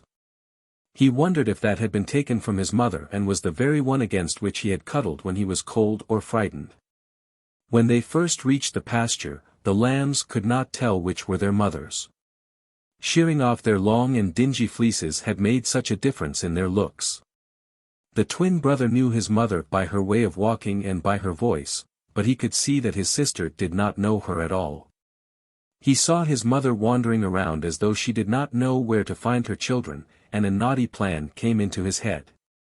If he could keep his sister from finding their mother for even a short time, he knew that the farmer would take her up to the pen. He thought he knew just how to do it, and he started to run to her. Then he stopped and remembered how sad and lonely he had been without his mother only a little while before, and he began to pity the lambs in the pen. Now his selfishness and his goodness were fighting hard in him. One said, "Send your sister away," and the other, "Take her to your mother." At last he ran as fast as he could toward his sister. "I am good now," he said to himself, "but it may not last long. I will tell her before I am naughty again." "Oh sister," cried he. "Come with me to our mother. She doesn't know where to find us." He saw a happy look on his sister's sad little face, and he was glad that he had done the right thing. They skipped away together, kicking up their heels as they went, and it seemed to the brother that he had never been so happy in his life. He was soon to be happier, though, for when they reached his new, white mother, as he called her, and his sister told her how he had shown her the way, his mother said, "Now you are a comfort to me.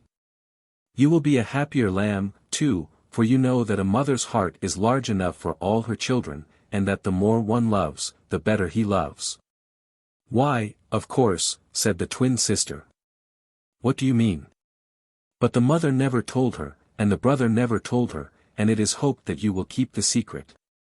The very short story of the foolish little mouse.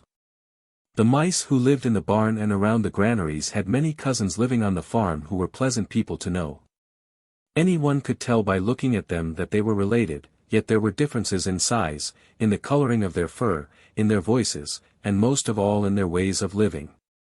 Some of these cousins would come to visit at the barn in winter, when there was little to eat in the fields. The meadow mice never did this. They were friendly with the people who came from the farmyard to graze in the meadow, yet when they were asked to return the call, they said, "No, thank you. We are an out-of-door family, and we never enter houses. We do not often go to the farmyard, but we are always glad to see you here.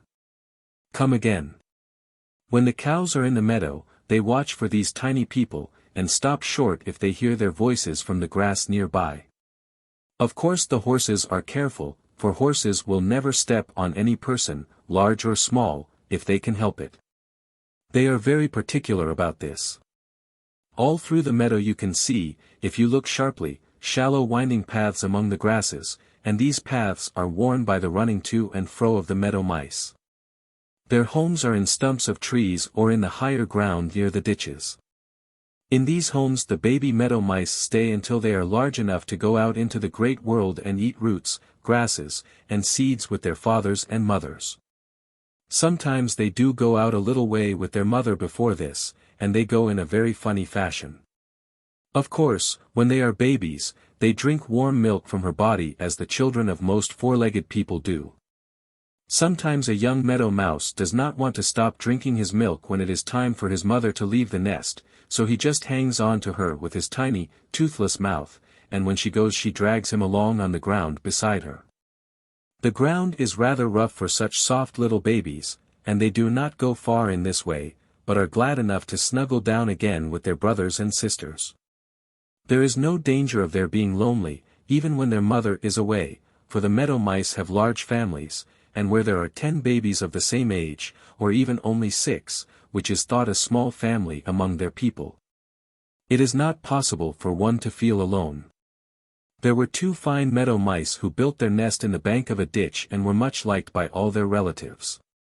They had raised many children to full-grown mousehood, and were kind and wise parents. When their children were married and had homes of their own, they still liked to come back to visit. The father and mother were gentle and kindly, as all mice are, and were almost as handsome as when they first began to gnaw. Nobody could say that he ever saw a bit of dust on either of them.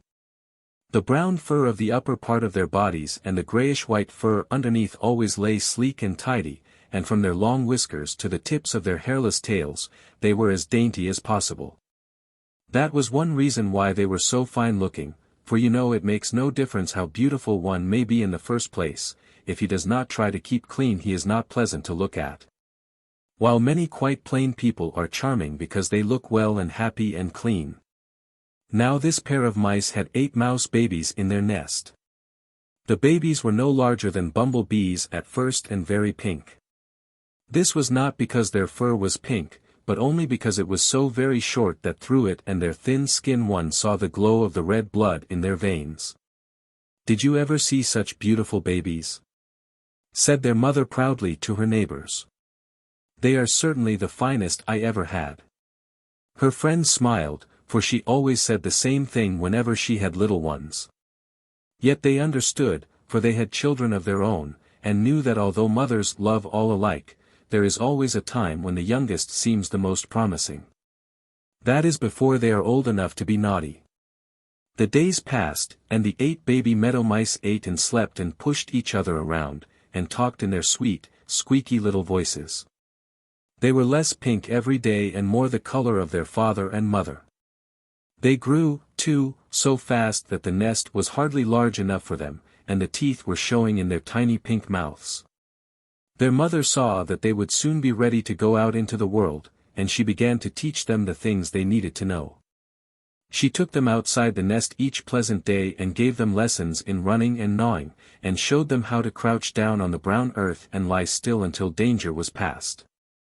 After she had told them many things, she would ask them short questions to make sure that they remembered. "How many great dangers are there?" she said. "5, answered the little mice. "What are they?" "Hawks, owls, weasels, cats, and men." "Tell me about hawks." "Hawks are big birds who seem to float in the air. They have very sharp eyes, and when they see a mouse they drop suddenly down and catch him. They fly in the daytime." "Tell me about owls." "They are big birds who fly by night without making any noise. They can see from far away, and they catch mice." "Tell me about weasels." "They are slender little animals, nearly twice as long as a mouse. They have small heads, for short legs, and sharp claws, have brown fur on their backs and white underneath, and sometimes, when the weather is very cold, they turn white all over." "Tell me about cats." "Cats are very much bigger than weasels, and are of many colors. They have long tails and whiskers, and dreadful great eyes. They walk on 4 legs, but make no noise because they have cushions on their feet." "Tell me about men." "Men are very big, 2-legged people, and when they are fully grown are taller than cows. They make noise in walking, and they can neither smell nor see us from afar." "And what are you to do when you see these dangers coming?" "We are to run away as fast as we can from hawks, weasels, owls, and cats. If a man comes near us, we are to lie perfectly still and watch him, and are not to move unless we are sure that he sees us or is likely to step on us. Men do not know so much about mice as the other dangers do. And what if you are not sure that some creature is a hawk, an owl, a weasel, or a cat? If we even think it may be, we are to run." "When are you to run?" "At once." "Say that again." "We are to run at once." "Very good. That is all for today." You can see how well the meadow mouse mother brought up her children, and how carefully she taught them about life. If they had been wise and always minded her, they would have saved themselves much trouble. 7 of them were dutiful and obedient, but the largest of the 8, and the finest looking, liked to decide things for himself, and often laughed at his brothers and sisters for being afraid. Because he was so big and handsome, and spoke in such a dashing way, they sometimes wondered if he didn't know as much as their mother. One sunshiny day, when all the 8 children were playing and feeding together in the short grass, one of them saw a great black bird in the air. "Oh, look," she cried. "That may be a hawk. We'd better run." "Pooh!" said the biggest little meadow mouse. "Who's afraid?" Mother said to run. They squeaked, and 7 long bare tails whisked out of sight under a stump. "Ho ho," said the biggest little meadow mouse. "Before I'd be so scared. I dare you to come back. I dare you to." Just then the hawk swooped down. And that is the end of the story, for after that, there was no foolish little meadow mouse to tell about. The lonely little pig. One day the brown hog called to her 12 young pigs and their 10 older brothers and sisters, "Look! Look! What is in that cage?" The 22 stubby snouts that were thrust through the opening of the rail fence were quivering with eagerness and impatience. Their owners wished to know all that was happening, and the old mother's eyes were not so sharp as they had once been, so if the pigs wanted to know the news, they must stop their rooting to find it out.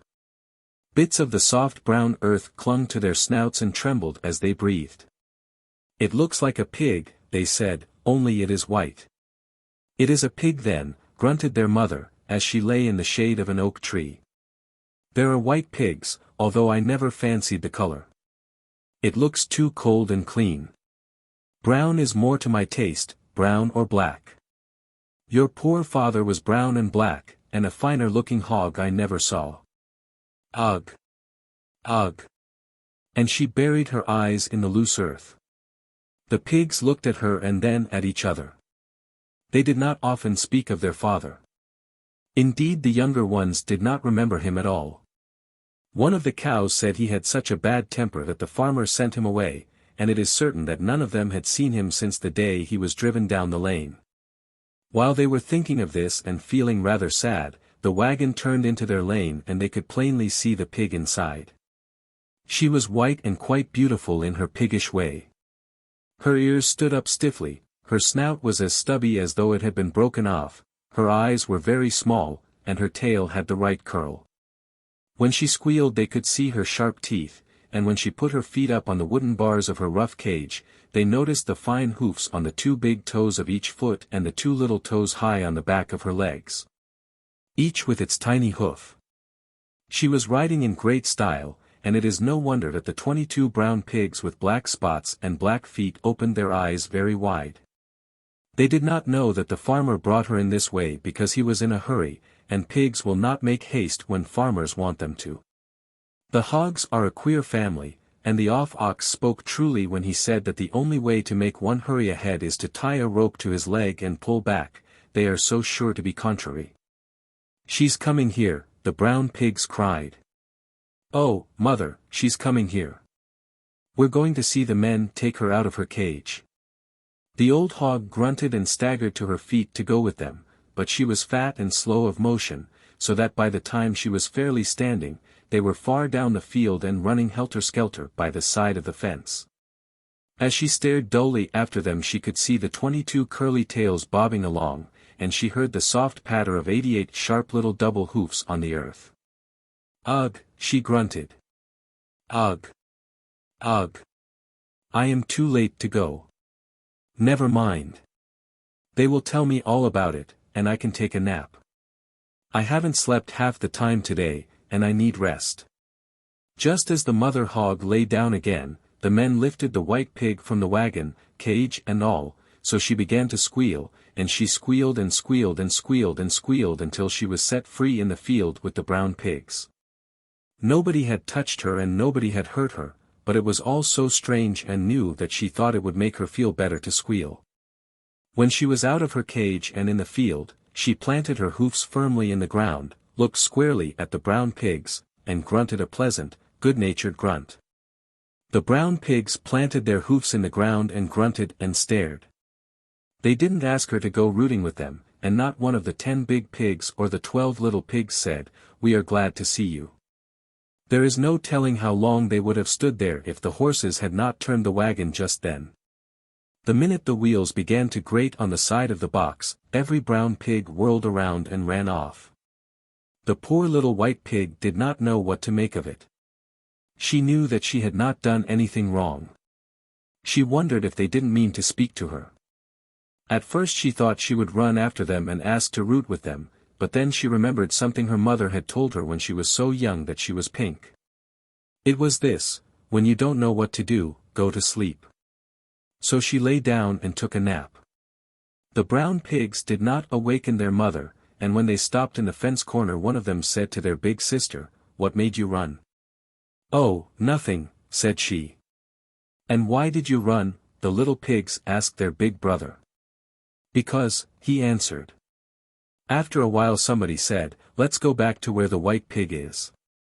"Oh, no," said somebody else, "don't let's. She can come over here if she wants to, and it isn't nearly so nice there." You see, they were very rude pigs and not at all well brought up. Their mother should have taught them to think of others and be kind, which is really all there is to politeness. But then, she had very little time left from sleeping, and it took her all of that for eating, so her children had no manners at all. At last the white pig opened her round eyes and saw all the brown pigs at the farther end of the field.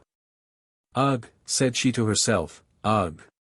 I must decide what to do before they see that I am awake." She lay there and tried to think what her mother, who came of a very fine family, had told her before she left. If you have nobody to play with, her mother had said, don't stop to think about it, and don't act as though you cared. Have a good time by yourself and you will soon have company. If you cannot enjoy yourself, you must not expect others to enjoy you. "That is what I will do," exclaimed the white pig. "My mother always gives her children good advice when they go out into the world, and she is right when she says that pigs of fine family should have fine manners. I will never forget that I am a Yorkshire. I'm glad I didn't say anything mean." So the white pig rooted in the sunshine and wallowed in the warm brown earth that she had stirred up with her pink snout. Once in a while she would run to the fence to watch somebody in the lane, and before she knew it she was grunting contentedly to herself. "Really," she said, "I am almost having a good time. I will keep on making believe that I would rather do this than anything else." The big sister of the brown pigs looked over to the white pig and said, "She's having lots of fun all by herself, it seems to me." Big brother raised his head. "Let's call her over here," he answered. "Oh, do," cried the 12 little pigs, wriggling their tails. "She looks so full of fun." "Call her yourself," said the big sister to the big brother. "Ugh," called he. "Ugh. Ugh. Don't you want to come over with us, white pig?" You can imagine how the white pig felt when she heard this, how her small eyes twinkled and the corners of her mouth turned up more than ever. She was just about to scamper over and root with them, when she remembered something else that her mother had told her: never run after other pigs. Let them run after you. Then they will think more of you. She called back, "I'm having too good a time here to leave my rooting ground. Won't you come over here?" "Come on," cried all the little pigs to each other. "Beat you there." They ate and talked and slept together all afternoon, and when the brown hog called her children home, they and the white pig were the best of friends. "Just think," they said to their mother, "the white pig let us visit her, and she is just as nice as she can be." The white pig in her corner of the pen heard this and smiled to herself. "My mother was right," she said. "Have a good time alone, and everybody will want to come." The kitten who lost herself. "I think," said the blind horse, "that something is the matter with my ears." He and the dappled gray had been doing field work all the morning, and were now eating a hearty dinner in their stalls. They were the only people on the first floor of the barn. Even the stray doves who had wandered in the open door were out in the sunshine once more. Once in a while the whir of wings told that some swallow darted through the window into the loft above and flew to her nest under the roof. There was a deep and restful quiet in the sun-warmed air, and yet the blind horse had seemed to be listening to something which the other did not hear. The dappled gray stopped eating at once. "Your ears," said he. "What is wrong with them? I thought your hearing was very good." "It always has been," was the answer, "and finer than ever since I lost my sight. You know it is always so with us blind people. We learn to hear better than we could before losing our sight. But ever since we came in from the field I have had a queer sound in my ears, and I think there is something the matter with them." The dappled gray stopped eating and stood perfectly still to listen. He did not even switch his tail, although at that minute there were 3 flies on his left side and 1 on his neck. He was trying as hard as he could to hear the queer sound also, for if he did, it would prove that the noise was real and that the blind horse's hearing was all right. He could not hear a thing. "What is it like?" he asked. "Like the loud purring of a cat," was the answer, "but everybody knows that the cat is not purring anywhere around here." "She might be," said the dappled gray. "Where does the sound seem to be?" "Above my head," said the blind horse. "And she certainly would not be purring up there at this time. She would either be sound asleep, or off hunting, or else out in the sunshine, where she loves to sit." The dappled gray felt that this was so, and he could not say a word. He was very sorry for his friend. He thought how dreadful it would seem to be both blind and deaf, and he choked on the oats he was swallowing. "Now don't worry," said the blind horse. "If I should be deaf, I could still feel the soft touch of the breeze on my skin, and could taste my good food, and rub noses with my friends. I wouldn't have spoken of it, only I hoped that you could hear the noise also, and then I would know that it was real." That was just like him. He was always patient and sweet-tempered. In all the years he had been blind, he had never once complained of it, and many times when the other horses were about to say or do some ill-natured thing, they thought of him and stopped. They were ashamed to be impatient when they were so much better off than he. The horses kept on eating their oats and resting from their hard work. In the hayloft above their heads, the cat lay and purred and purred and purred, never dreaming that her doing so made trouble for her friends downstairs.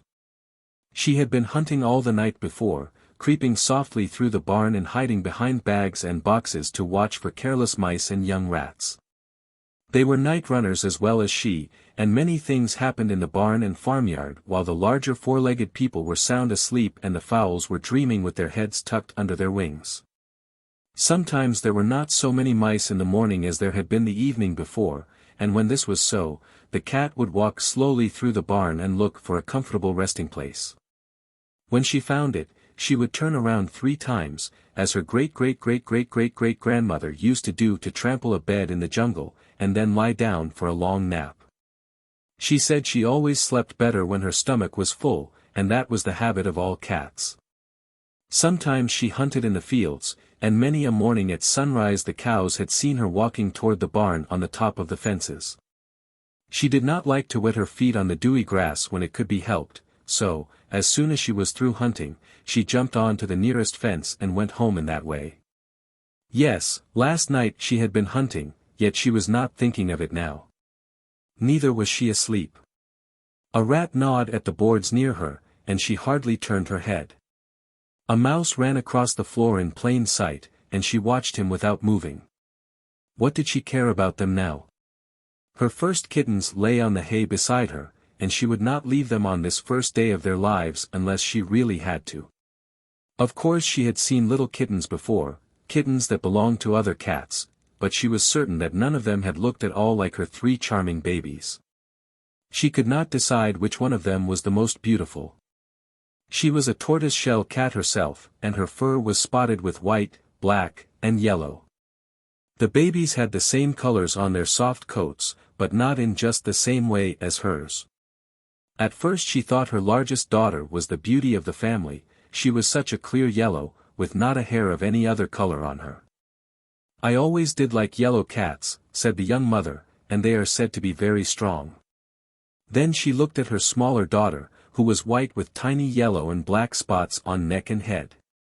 "Such a clean-looking baby," she exclaimed, "and I am sure that when her eyes are open I shall find them blue like my own."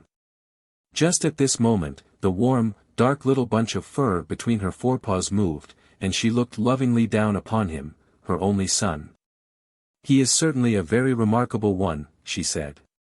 "I never before saw such a fine mixture of yellow and black, first a hair of one and then a hair of the other, so that, unless one is very close to him it looks like a rich brown. And then his feet. She gave him a loving little poke with one forefoot and turned him onto his back. This made him wave his tiny paws in the air. The thick cushions of skin on each were as black could be, and that is very uncommon. They are usually pink, like those of his sisters. The little fellow lay there, wriggling very feebly, until his mother gave him another poke that turned him over. Then he stretched and crawled toward her, reaching his head first one way and then another. He was so weak that he could not raise his body from the hay, but dragged it along by taking short and uncertain steps with his 4 shaking legs. It was only a short time since he found that he had legs, and he hadn't any idea how to use them. He just moved whichever one seemed most in his way. He didn't know where he was going, or what he was going for, but his little stomach was empty and he was cold. Something, he didn't know what, made him drag himself toward the big, warm creature nearby. When his black nose touched the fur of her body, he stopped pushing ahead and began to feel from side to side. He did not know now for what he was feeling, yet when he found something his tiny mouth closed around it and a stream of sweet warm milk began to flow down his throat and into his empty stomach. He did not know that it was milk. He did not know anything except that it was good, and then he fell asleep. His sisters did in the same way, and soon the happy mother could look down and see her 3 babies in a row beside her, all sound asleep. Their pointed little tails lay straight out behind them, and their soft ears were bent forward close to their heads. "I wonder," said she, "if I was ever as small as they are, and if my mother loved me as I love them." She stretched out one of her forepaws and looked at it. It was so much larger, so very much larger, than the paws of the kittens. Such a soft and dainty paw as it was, and so perfectly clean. She stretched it even more, and saw 5 long, curved, sharp claws slide out of their sheaths or cases.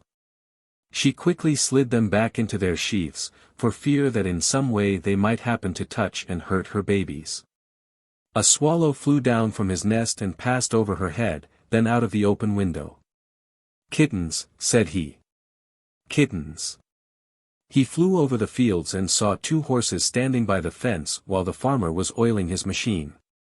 "We have new neighbors in the barn," said he, "and the cat is purring louder than ever." "Who are the neighbors?" asked the dappled gray. "Kittens," sang the swallow. "Oh, tittle-little-little-ee." The blind horse drew a long breath. "Then I did hear her purr," said he, "I am so glad." He never made a fuss about his troubles, for he was brave and unselfish, yet the dappled gray knew without being told how much lighter his heart was since he heard that the cat had really been purring above his head. The days passed by, and the kittens grew finely.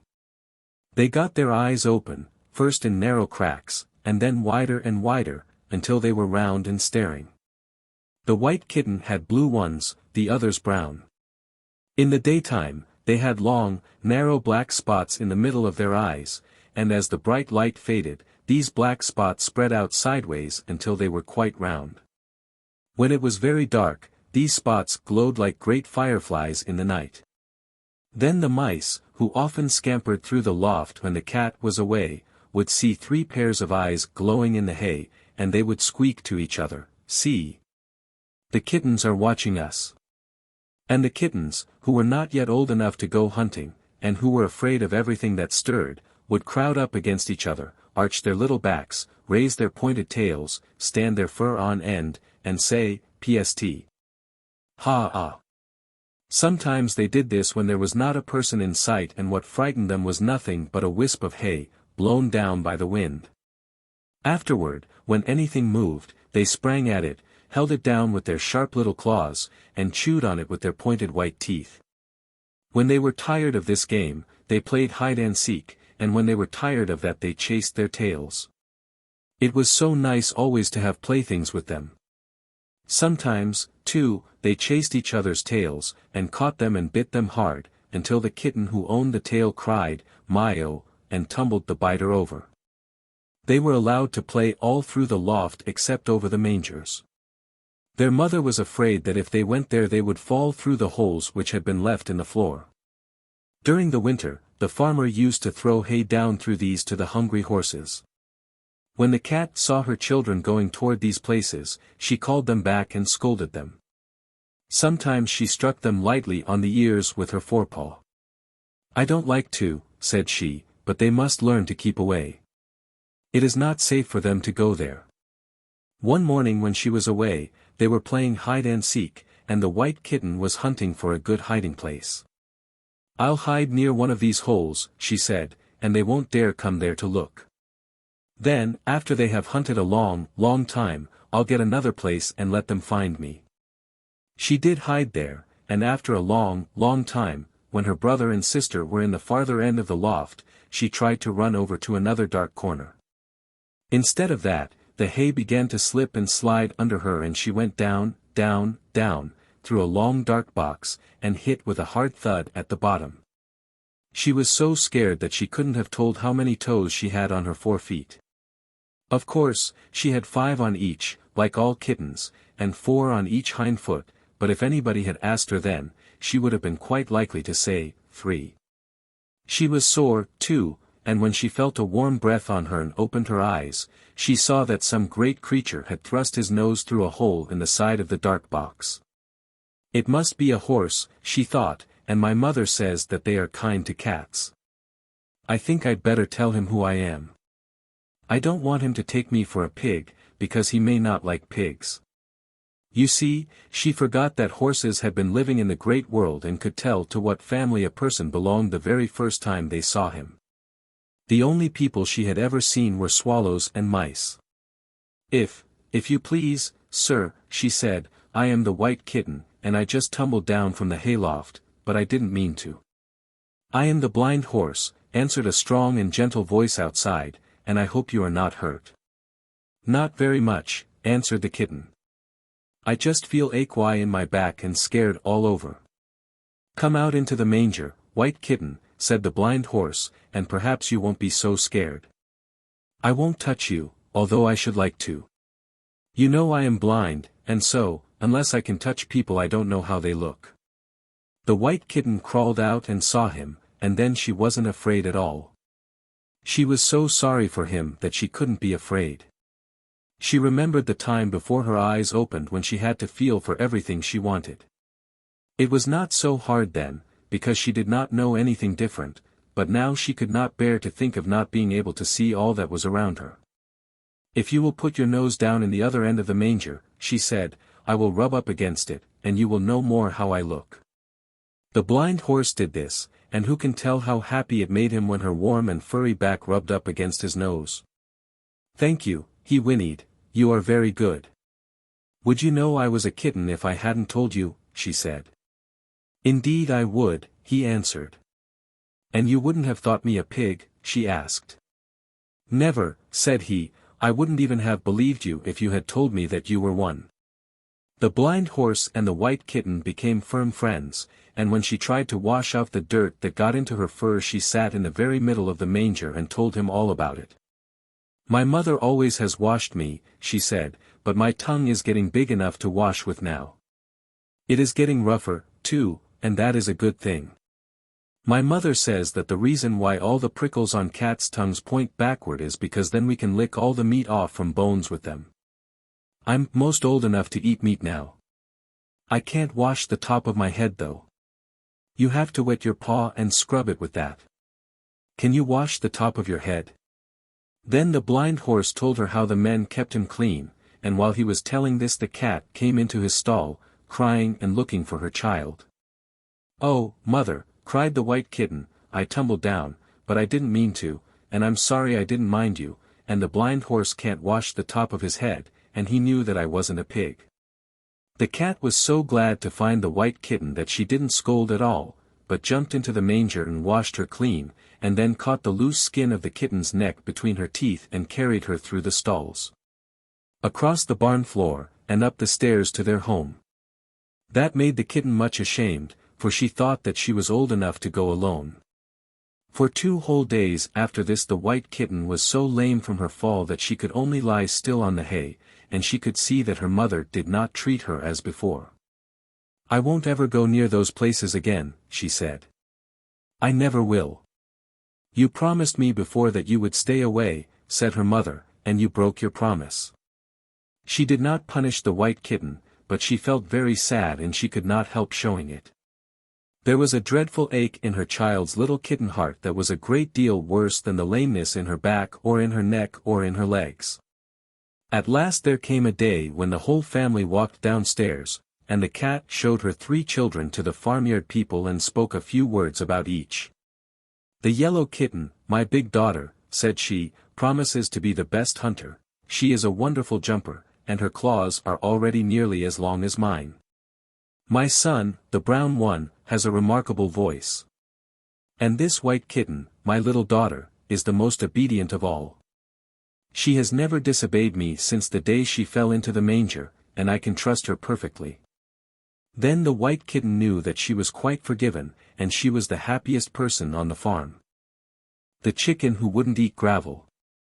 It was some time after the Dorking hen had come off the nest with her little brood, that the mother of the Shanghai chickens began to have so much trouble. She had 12 as fine chickens as you could find anywhere, tall, wide-awake youngsters with long and shapely legs and thick down and feathers. She was very proud of them, as any hen mother might well be, and often said to the Shanghai cock, "Did you ever see so fine a family? Look at those 24 legs, all so long and straight, and not a feather on one of them." His eyes would shine and he would stretch his neck with pride, but all he ever said to her was, "They will do very well if they only behave as well as they look."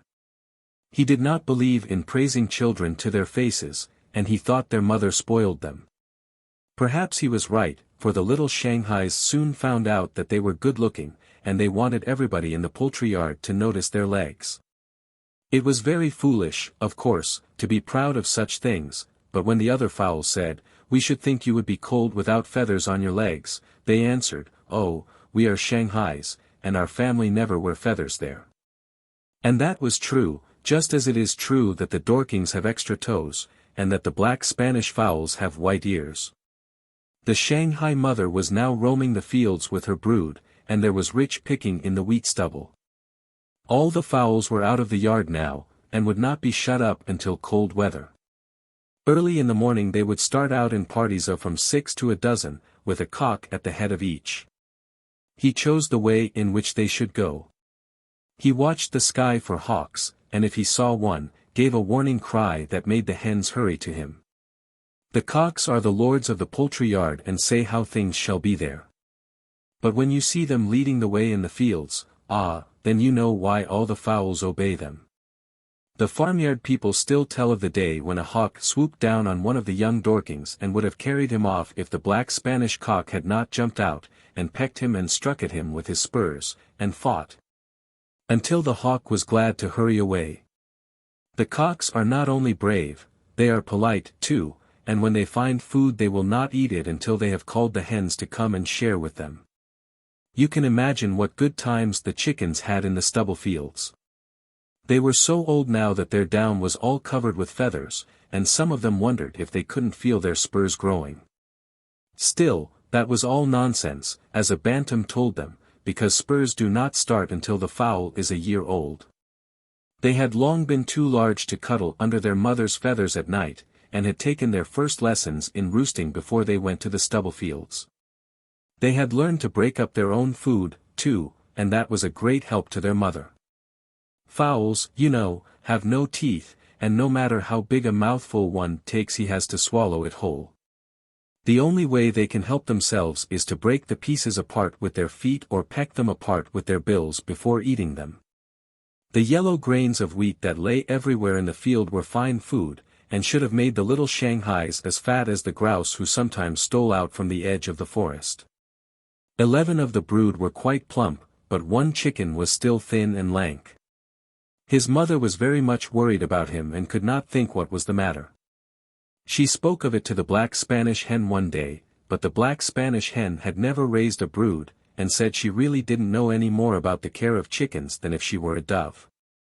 Then the anxious mother went to the Shanghai cock about it. He listened to all she said and looked very knowing. "I don't think there is anything the matter," said he. "The chick is growing fast, that is all.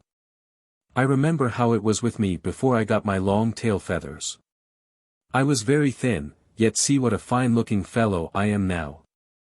He was really a sight worth seeing as he towered above the other fowls, flapping his strong wings in the sunshine and crowing. His feathers were beautiful, and the bright red of his comb and wattles showed that he was well. "Ah," thought the Shanghai hen, "if my chicken could only become such a fine-looking cock." And she didn't worry any more all day.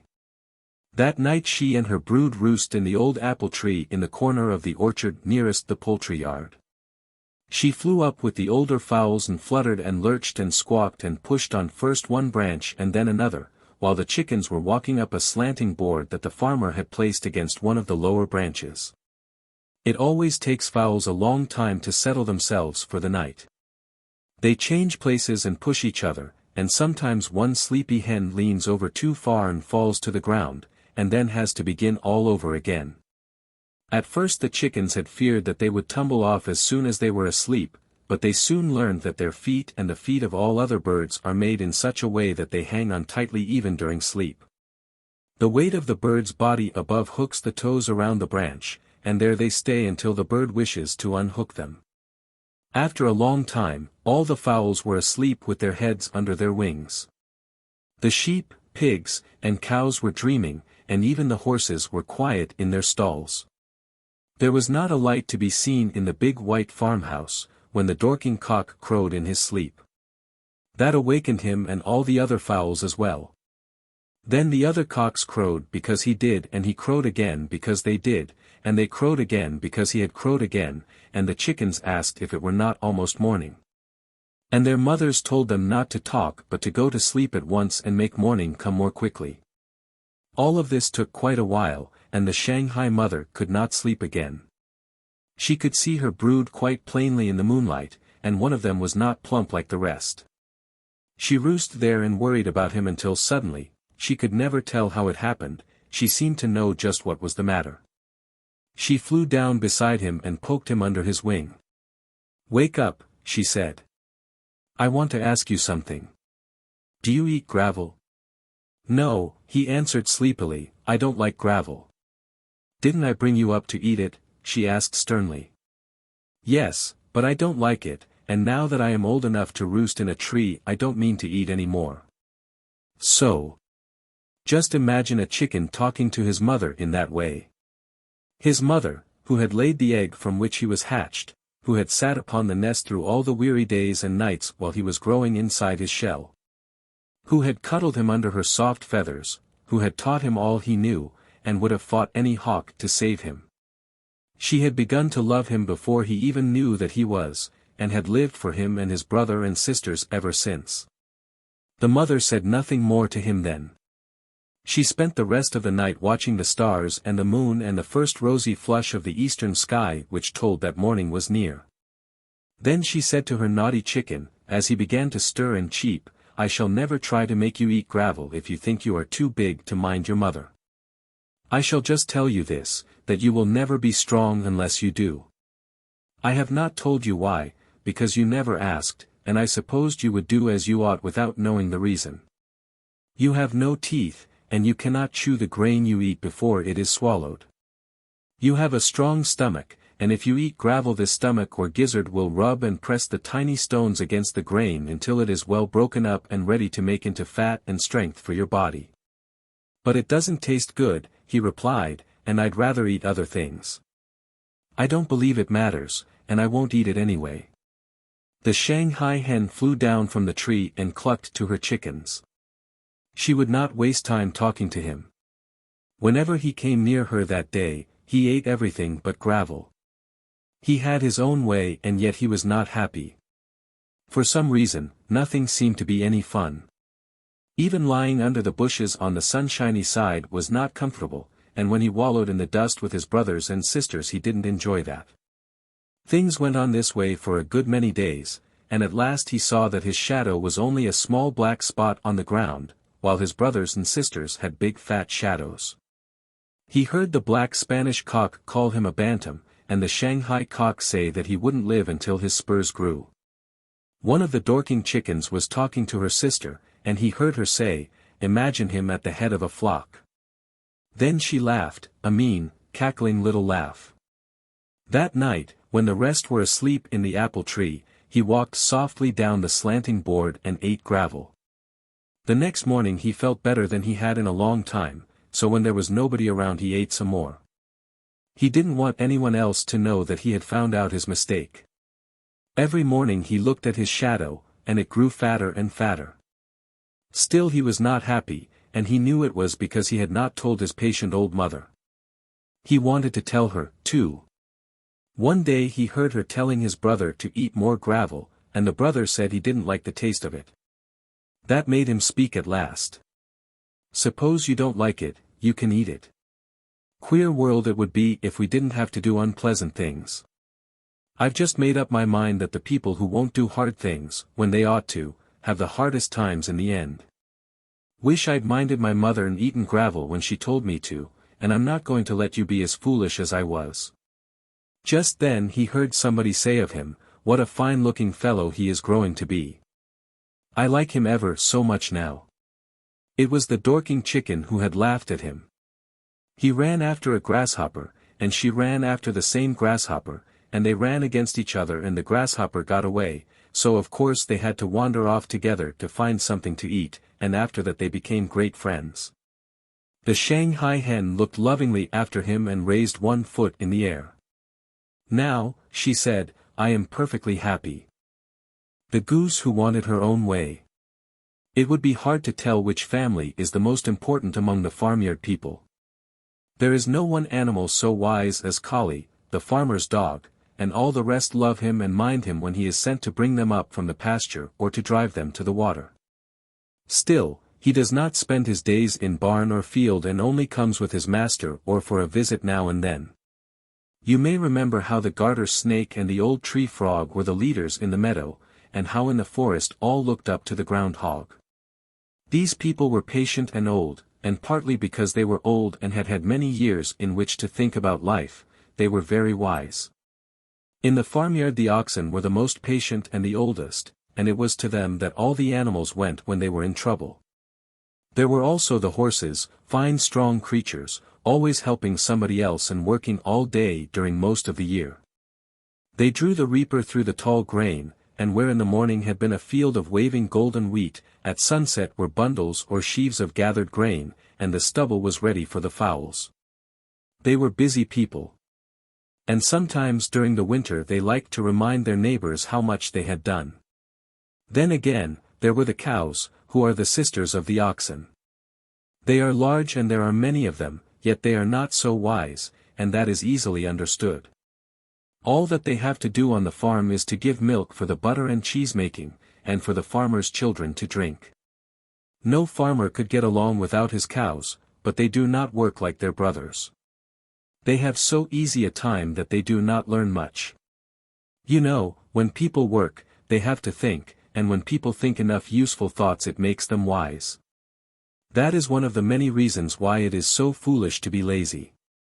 Truly, it would be hard to say which farmyard family is the most important, but there is no trouble at all in telling which family think themselves the most so. If you ask any goose, she will tell you that one of their flock is worth 5 horses or a dozen cows. Nobody else would tell you this, and if you should speak of it to the span of bays, or the dappled grey, or even the youngest colt in the stable, they would answer you only with a hearty horse laugh. The cows would smile and reply, what a goose she was to say that.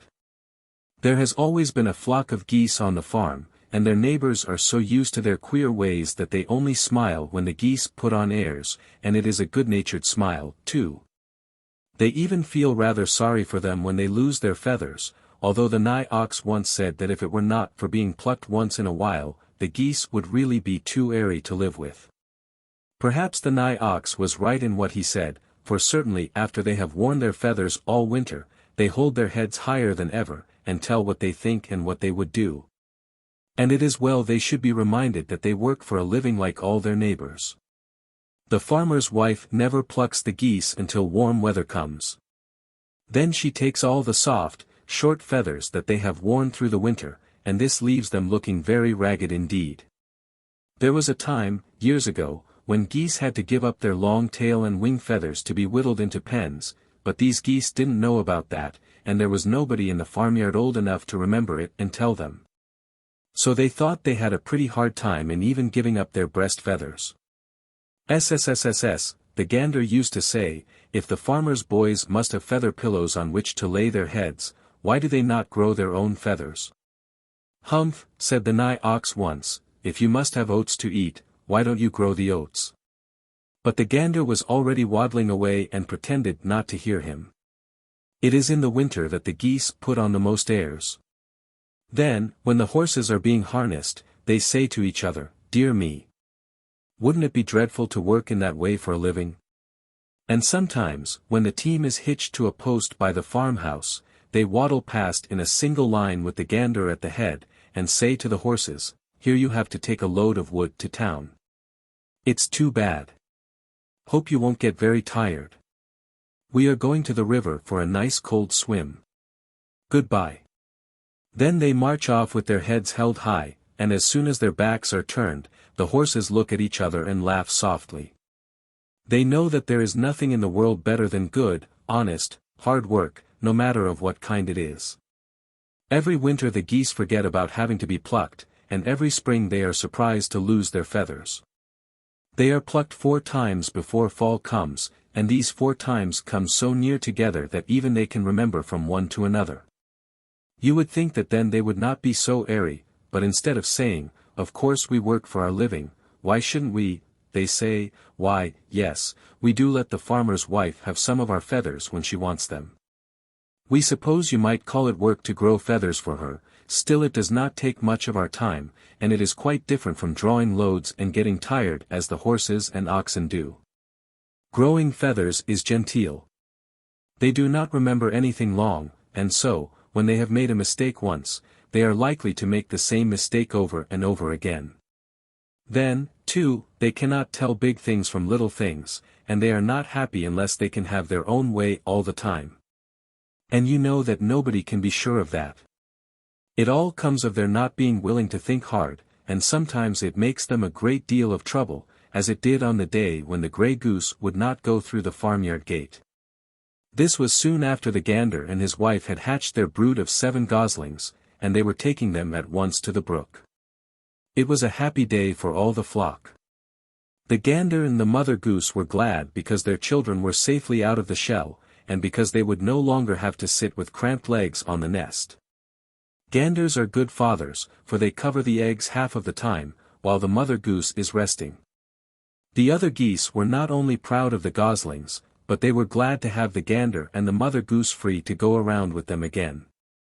They had missed them very much.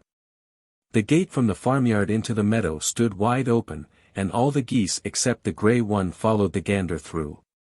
The gray goose tried to go through a small hole in the fence very near the gate.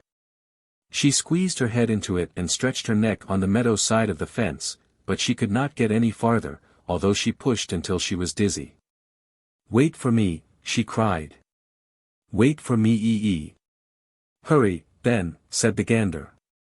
I am hurrying, she cried, and she pushed with all her strength, but since the hole in the fence was so small, she did not get any farther than before. Go through the gateway, said the nigh ox, who was grazing nearby. SSSS, said the gray goose stiffly. I would rather go through here. I have chosen to go this way. Oh, said the nigh ox, excuse me. Do go through there by all means. We are going on, called the gander. We would wait, but the goslings are in a hurry to take their first bath. Come as soon as you can. The gray goose tried harder than ever to go the way that she had chosen, but it only made her so out of breath that she had to lie down and rest. Once she thought she heard somebody laugh, yet when she looked at the nigh ox, who was the only person around, he was lying with closed eyes and solemnly chewing his cud, so she decided that she must have been mistaken. Down by the brook the rest of the flock were cackling merrily, and she could see the 7 goslings swimming with the geese and the gander. Oh, she cried, how I wish I were with them. I don't see what is the matter with this hole in the fence. The farmer ought to make it bigger. She pushed and scolded and fussed until her neck was sore and she was too tired to swim if she had a chance, so she sat down to rest. She did remember what the nigh ox had said. Still, if she couldn't go as she had planned, she wouldn't go at all. She walked into the barn to find a cool and shady place, lowering her head as she stepped over the threshold of the high front door. "What did you do that for?" twittered a swallow. "Because I don't want to hit my head on the top of the doorway," she replied. "I always do so. All of our flock do so." "Tiddle-iddle-iddle-ee," laughed the swallow, as she darted away and alighted on the fence by the nigh ox. "Why isn't the gray goose in swimming with the rest?" asked she. "Because she can't push her fat body through that hole in the fence," said the nigh ox, switching his tail toward it as he spoke. "Why doesn't she go through the gateway, then?" asked the swallow. "Because she says she would rather go the other way, and that if she can't go that way, she won't go at all." "And she is missing all that fun," said the swallow. "All of it," answered the nigh ox, "but then, you know, she is such a goose." Why the sheep ran away. It was during the hottest summer weather that the windstorm came. The farmyard people always spoke of it as the windstorm, because not even the blind horse, who had lived on the farm longer than any of his neighbors, could remember anything like it. "I recall one time," he said, "when a sweet apple tree was blown down in the fall. The hogs found it and ate all the fruit before the farmer knew that it was down. You should have heard them grunt over it. They were afraid the farmer would drive them away before they had eaten it all. Well. They ate all they wanted, but one of the pigs told me afterward that it made them sick, and that he never wanted to see another sweet apple as long as he lived. That was a hard storm, but not like this, not like this. It had come in the night when the farmyard people were asleep, and there was much scampering to shelter. The fowls, who were roosting in the old apple tree, did not have time to oil their feathers and make them waterproof. They just flew off their perches as fast as they could and ran for the open door of the henhouse. When they were once inside, they ruffled up their feathers and shook themselves to get rid of the raindrops. Fowls do not like wet weather, and it vexes them very much to be in the rain. Their neighbors know this so well that it has become their custom to say of an angry person that he is as mad as a wet hen. The cows were in their part of the barn with their necks between the stanchions, so there was nothing for them to do but to keep still and think of those who were out of doors. The horses were in their comfortable stalls. They had been working hard all day and the farmer had gotten a good supper of oats ready for them in their mangers, so that they could eat quickly and go to sleep, instead of staying awake and walking around to get their own suppers in the pasture. Out in the meadow the sheep huddled close together under a low branching tree, and stood still until the storm passed. They had been so warm that the cool rain made them comfortable, but the wind pushed them and swayed the branches of the trees. The loud thunder made the lambs jump. They liked the lightning and made a game out of it, each one telling what he had seen by the last flash. The clouds, too, were beautiful, and flew across the sky like great dark birds with downy breasts, dropping now and then shining worms from their beaks. At last the air became cool and clear, and the clouds flew far away toward the east. Next, the stars peeped out, first one, then two, then 6, then 20, and then so many that you could not have counted them, more than the leaves on a maple tree, more than the grass blades of the meadow. The sheep ran around a little to shake off the raindrops and warm themselves, then they huddled down again to sleep. When the sun arose in the eastern sky, his warm beams fell upon the sheep and awakened them. "How cool and beautiful a day," they said. "What a morning for a run. I can beat you to the tall grass," called one little lamb to the rest, and they all scampered around the field, throwing up their heels for joy. They had been away from their mothers for a while, and had learned to eat grass instead of milk.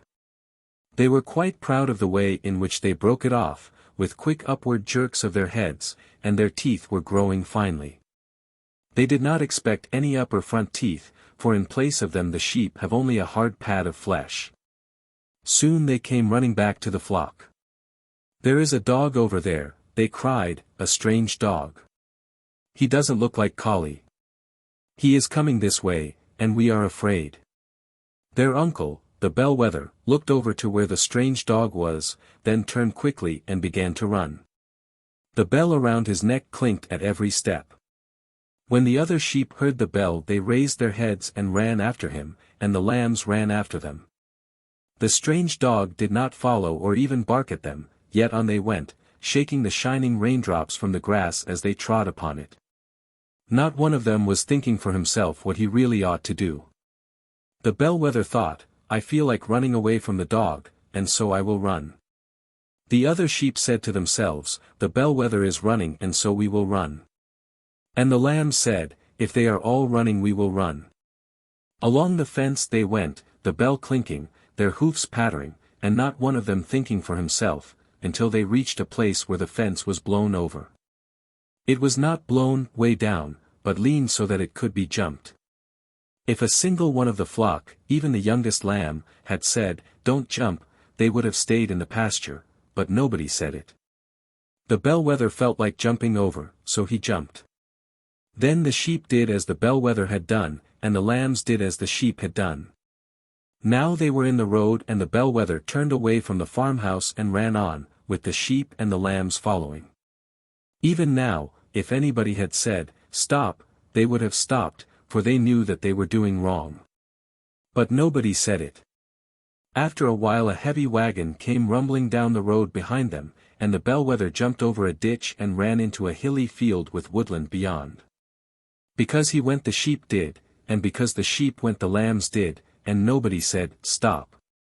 You see, by this time they were very badly frightened, and no wonder. When they saw the strange dog they were a little scared, for they thought he might chase them. If they had made themselves stay there and act brave they would soon have felt brave. Even if the dog had been a cruel one, they could have kept him from hurting them, for sheep have been given very strong, hard foreheads with which to strike, and the bellwether had also long, curled horns with 3 ridges on the side of each. But it is with sheep as it is with other people, if they let themselves be frightened they grow more and more fearful, even when there is no real danger, and now all of their trouble came from their not stopping to think what they ought to do. They hurried up to the highest ground in the field, and when they were there and could go no farther, they stopped and looked at each other. One lamb said to his mother, why did we come here? It isn't nearly so nice as our own meadow. Why, I came because the bellwether did, she answered. Then she turned to the bellwether and said, why did you bring us here? I didn't bring you here, he replied. I felt like coming, and I came. I didn't make you follow. And no, answered the sheep, but you might have known that if you came the sheep would come. Well, said the bellwether, you might have known that if you sheep came the lambs would, so you'd better not say anything. Bah, cried the lambs. We are hot and thirsty and there isn't any water here to drink. We want to go back. Everybody was out of patience with somebody else, and nobody was comfortable. They did not dare try to go home again, for fear they would have more trouble, so they huddled together on the top of the hill and were very miserable and unhappy. They hadn't any good reason for coming, and they could not even have told why they ran to the hilltop instead of staying in the pleasant hollow below. There was a reason for their running up, however, although they didn't know it. It was because their great-great-great-great-great-great-grandfather and grandmother were wild sheep in the mountains, and when frightened ran up among the rocks where there was nobody to hurt them. They got into the habit of running uphill when scared, and their children did the same, and their children's children did the same, and now even the farmyard sheep do so, although they long ago forgot the reason why.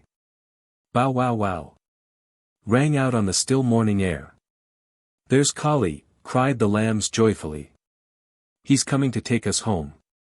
Let's bleat to help him find us more quickly. All the lambs said, Bah! Bah! In their high, soft voices, and their mothers said, Bah! Bah! More loudly, and the bellwether added his, Bah! Bah! Which was so deep and strong that it sounded like a little, very little, clap of thunder.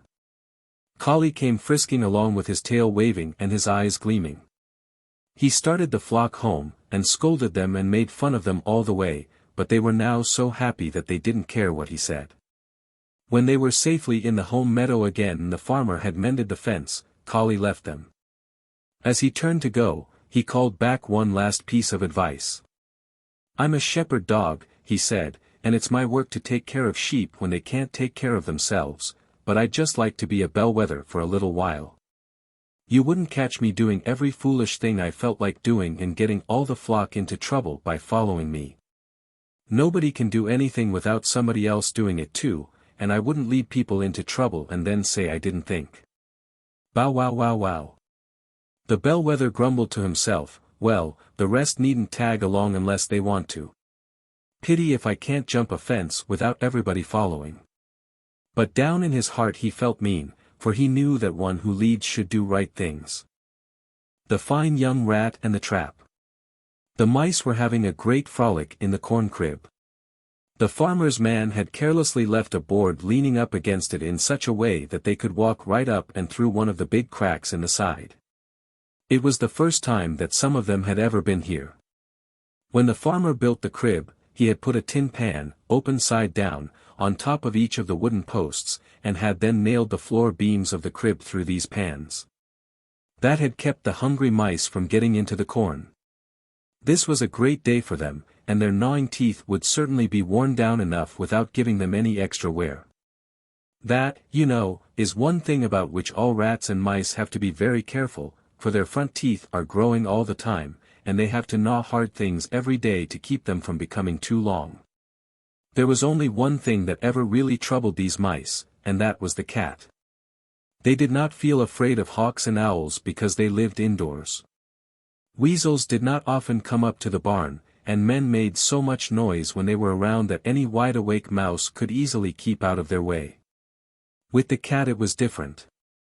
She was always prowling around in the nighttime, just when they had their finest parties, and many a young mouse had been scared away from a midnight supper by seeing her eyes glowing like balls of fire in the darkness. By daylight it was not so bad, for they could see her coming, and besides, she slept much of the time then. They were talking about her when in the corn crib. "Have any of you seen the cat today?" asked the oldest mouse. Nobody answered. Then one young fellow, who was always worrying, said, "Supposing she should come out of the barn now? Supposing she should come right toward this corn crib? Supposing she should stand right under the floor? Supposing she should catch us as we jumped down? Supposing." But here the other young mice all squeaked to him to stop, and one of them declared that it made her fur stand on end to think of it. The oldest mouse spoke quite sharply. "Supposing," said he to the first young mouse, "you should eat more and talk less. There are enough pleasant things to speak about without scaring all your friends in this way." The young mouse who said that her fur stood on end couldn't eat anything more, she was so frightened. "What could we do," she said, "if the cat should come?" "Stay right where we are," answered her mother. "She couldn't reach us with the door closed. Now go on with your eating and don't be foolish." A rat ran up the board. "Good morning," said he. "Have you heard the news?" "No, no," cried the mice, hurrying to that side of the corn crib, and peeping through the crack. "The yellow kitten has been hunting with her mother, and they say that her brother is going tonight." "Well," said a mother mouse, "I knew we would have to expect it, but I did hope they would wait a while. Now, children," she added, "do be careful. I know that when you are looking for food you have to go into dangerous places, but don't stop there to talk or to clean your fur. Find safe corners for that, or I shall worry about you all the time." "We will," squeaked all the little mice together. "We will be very, very careful." "Thank you for the news," said the oldest mouse to the rat. "We will try to send you word of new dangers when we hear of them." The rat, who was a fine young fellow, ran down the board and away. They could not ask him into lunch, because he was too large and stout to squeeze through the cracks, but he understood how it was, and knew that he could find food elsewhere. Now he ran to the pig pen to snatch a share of the breakfast which the farmer had just left there. He often did this as soon as the farmer went away, and the pigs never troubled him. Perhaps that was because they knew that if they drove him away when he came alone, he would bring all his sisters and his cousins and his aunts, and his brothers and his uncles too, the next time, and would eat every bit of food they had. After he had taken a hearty breakfast, he ran under the edge of the barn to clean himself. He was always very particular about this. His mother had taught him when very small that he must keep his fur well brushed and his face washed, and he did it just as a cat would, by wetting his paws and scrubbing his face and the top of his head. He brushed his fur coat with his paws also. While he was here, one of his cousins came from the barn above. She ran down the inside of the wall, head foremost, and her hind feet were turned around until they pointed backward. That let her hold on with her long, sharp claws, quite as a squirrel does, and kept her from tumbling. She was much out of breath when she reached the ground, but it was not from running. "What do you think that farmer has done now?" she cried. "It was bad enough for him to nail tin over the holes we gnawed into his grain bins, but this is worse still. It needn't make us so much trouble, but it hurts my feelings." "What is it?" asked her cousin. "A trap," said she. "A horrible, shining trap. The rat from the other farm told me about it. It lies open and flat on the floor of a grain bin, the very one you and I gnawed into last night, and there is a lovely piece of cheese in the middle of it. The rat who told me about it says that as soon as one touches the cheese, the trap springs shut on him." "Bah!" exclaimed the young rat who had just eaten breakfast in the pig pen. "Let it stay there. We don't have to touch it, although I do mean to look at it some time. I believe in knowing about things." "I wish you wouldn't look at it," said his cousin, who was very fond of him. "The rat from the other farm says it is very dangerous to even look at traps, especially if your stomach is empty." "Then the rat from the other farm might better keep away," said this young fellow, as he put one paw up to see that his whiskers were all right. "I don't think very much of him anyway. He thinks he knows everything because he has traveled. I wish you would have nothing to do with him. I dare say you were in the grain bin with him when you saw the trap." "Yes," said she, "I was." "Well," said he, "you both got away safely, and I shall too. I may not be very clever, but I think I do know enough to keep out of a trap." Then he turned into his hole and went to sleep. He had been running around all night, and was very tired. He was cross, too. This was the second time that his cousin had told him what the rat from the other farm had said, and he thought she liked him altogether too well. When he awakened, it was night again and he was aroused by the stamping of the dappled grey on the floor above his head. For a minute he could hardly think where he was. Then it all came to him. He was in his own cozy little hole under the barn, and it was night.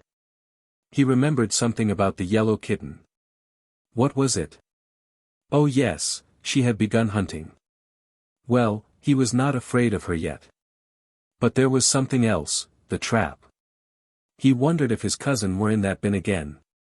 As like as not her friend, the rat from the other farm, was showing her the trap now. He would go up there himself, and at once, too. He ran up the wall, through an opening, and across the barn floor to the grain bin. It was a moonlight night and the barn was not very dark. The cover of the bin was raised. Perhaps the farmer's man had forgotten to close it. Perhaps there was so little grain left in it that the man didn't care to. At any rate, he could now see the trap quite plainly. There was nobody else in the bin, and he went close to it. "I would not touch it for anything," said he, as he entered the bin, "but it will not hurt me to look at it." When he went nearer, he was very careful to see that his tail did not even brush against the chain which held the trap down. "So that is the terrible, dangerous trap," said he. "It doesn't look particularly dreadful. That is fine-smelling cheese though." He sniffed 2 or 3 times. "I have tasted cheese only once in my whole life," said he, "and I am almost starved now. I wouldn't mind a nibble at that." He looked at it and thought about it until it seemed to him he could not go away and leave that cheese there. Then he thought, if I am very careful to step over these shining steel things and rest my feet only on the floor, it cannot spring the trap. Then I will snatch the cheese and jump. I am pretty sure I can do it. Why, yes, I know I can. So the rat who had come just to look at the trap, began to lift first one foot and then another over the shining curved bars, and got all ready to catch up the cheese and run. "Now," he cried. 1, 2, 3. He did snatch it and jump, but the trap jumped, too, in its own trappy way, and the rat who got the cheese left the 3-tip rings of his tail to pay for it. "Ouch!" he cried. "My tail! My tail! My beautiful, long, bony tail, all covered with scales and short hair." He did not care at all for the cheese now. He did not want to see it, for he would rather have had the point on his tail again than to eat a whole binful of cheese. "How it will look," said he. "So stumpy and blunt. And it has been so very useful always. I could wind it around a stick to hold myself up when my paws were full, and many a time I have rolled eggs across the floor by curling it around them." Then he heard rat voices and scampered out and down to his own hole. His cousin and the rat from the other farm came into the bin. "Don't look at the trap," he was saying, "but just eat your grain from the farther corner." "I won't," she answered, and she half closed her eyes to keep from seeing it. He was beside her and they stumbled over the cheese, which now lay on the floor away from the trap. "How does this happen?" said he. "We will eat it first and then find out." By this advice he showed that he was a rat of excellent sense. When they had eaten it, they began to look toward the trap. As there was no longer any cheese in it to tempt them, they felt perfectly safe in doing so. They found that it had been sprung, and there lay the last 3 rings of some rat's tail. "How dreadful!" she exclaimed. "I hope that was not lost by any of our friends." "Hum hum," said the rat from the other farm. "Now, whom have I seen wearing that? I have certainly seen that tail before, it was your cousin." "Poor fellow," said she. "I must go to see him." "Oh, don't go now," cried the rat from the other farm. "I think he might want to be alone for a while. Besides," he added coaxingly, "you haven't tasted of the grain yet, and it is very good." "Well," answered she, "perhaps my cousin would just as soon not have me come now." So she waited, and the rat from the other farm told her wonderful stories of his travels, and they had a very fine supper. When her cousin began to run around again, he was a much sadder and wiser rat. Sometimes the younger rats would ask him how he lost the tip of his tail. By not turning it toward a tempting danger, he would answer, very solemnly. Then, after he had told them the story, he always added, "The time to turn your tail toward a tempting danger is the minute you see it, for if you wait and look and long for something you ought not to take, there is sure to be trouble." And many a rat has lost more than the tip of his tail in just that way. The quick-tempered turkey gobbler. There was only one gobbler on the farm, and he was so used to having his own way that he never tried to make the best of it when he couldn't, and sometimes he became exceedingly cross. He was bigger than the cocks, the hens, the geese, and the ducks, so when they were in his way and he gobbled a gruff "move along," they murmured, "Oh, certainly," and scampered away as fast as their legs would carry them. The peacock was larger than the turkey gobbler, it is true, but as long as he could sit on a fence in the sunshine and have somebody admiring his train, he did not care anything about the gobbler, and they did not get in each other's way. There were 7 hen turkeys, timid, sweet-tempered people, who were fond of walking. They had never been known to answer back when the gobbler scolded them, although at times he was very unreasonable. This was polite of them, but it made the gobbler more careless than ever of the way in which he spoke. The black Spanish hen said it made her wattles tingle to hear him find fault with them. She wouldn't have stood it, no, indeed. When the black Spanish cock heard her say so, he shook his feathers and smiled a queer little smile, and said, "I certainly know that she would not." The other fowls looked at each other, and the Shanghai cock winked his round little eyes at the Dorking hen, and she had to oil a feather on the under side of her wing just then, so, of course, nobody saw her laugh, if she did laugh. The black Spanish fowls were kind-hearted and honest, and had fine manners, but they would not stand it to be spoken to hastily by anyone who was not very much bigger than they, and it was said that the cock had once, only once, but then. Perhaps it would be just as well not to tell what the other fowls had heard about their family quarrel, for, after all, it did not come very straight, the pigs having told the geese, and the geese telling the ducks. And the ducks just mentioning it to the peacock, and the peacock having spoken of it to the Dorking hen. It was now late in the fall, and all the turkeys went walking together again. One would think that, after being separated from the rest all summer and part of the spring, the gobbler would have been very polite when he joined them, but no. He was more quick-tempered than ever. He was not fond of young turkeys, and their constant chattering annoyed him. "Can't you find some way to keep those children quiet?"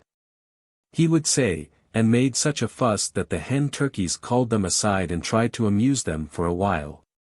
Hen turkeys are most loving mothers, and in the early spring first one and then another had stolen away to lay and hatch her eggs. If a hen turkey wanted a chance to lay an egg at this season, she watched the gobbler and left the flock when his back was turned. As she came near her nest, she would stop and look around to make sure he did not see where it was. She knew that the gobbler did not like to have her raise young turkeys, and that if he could find the nest, he would break every egg in it.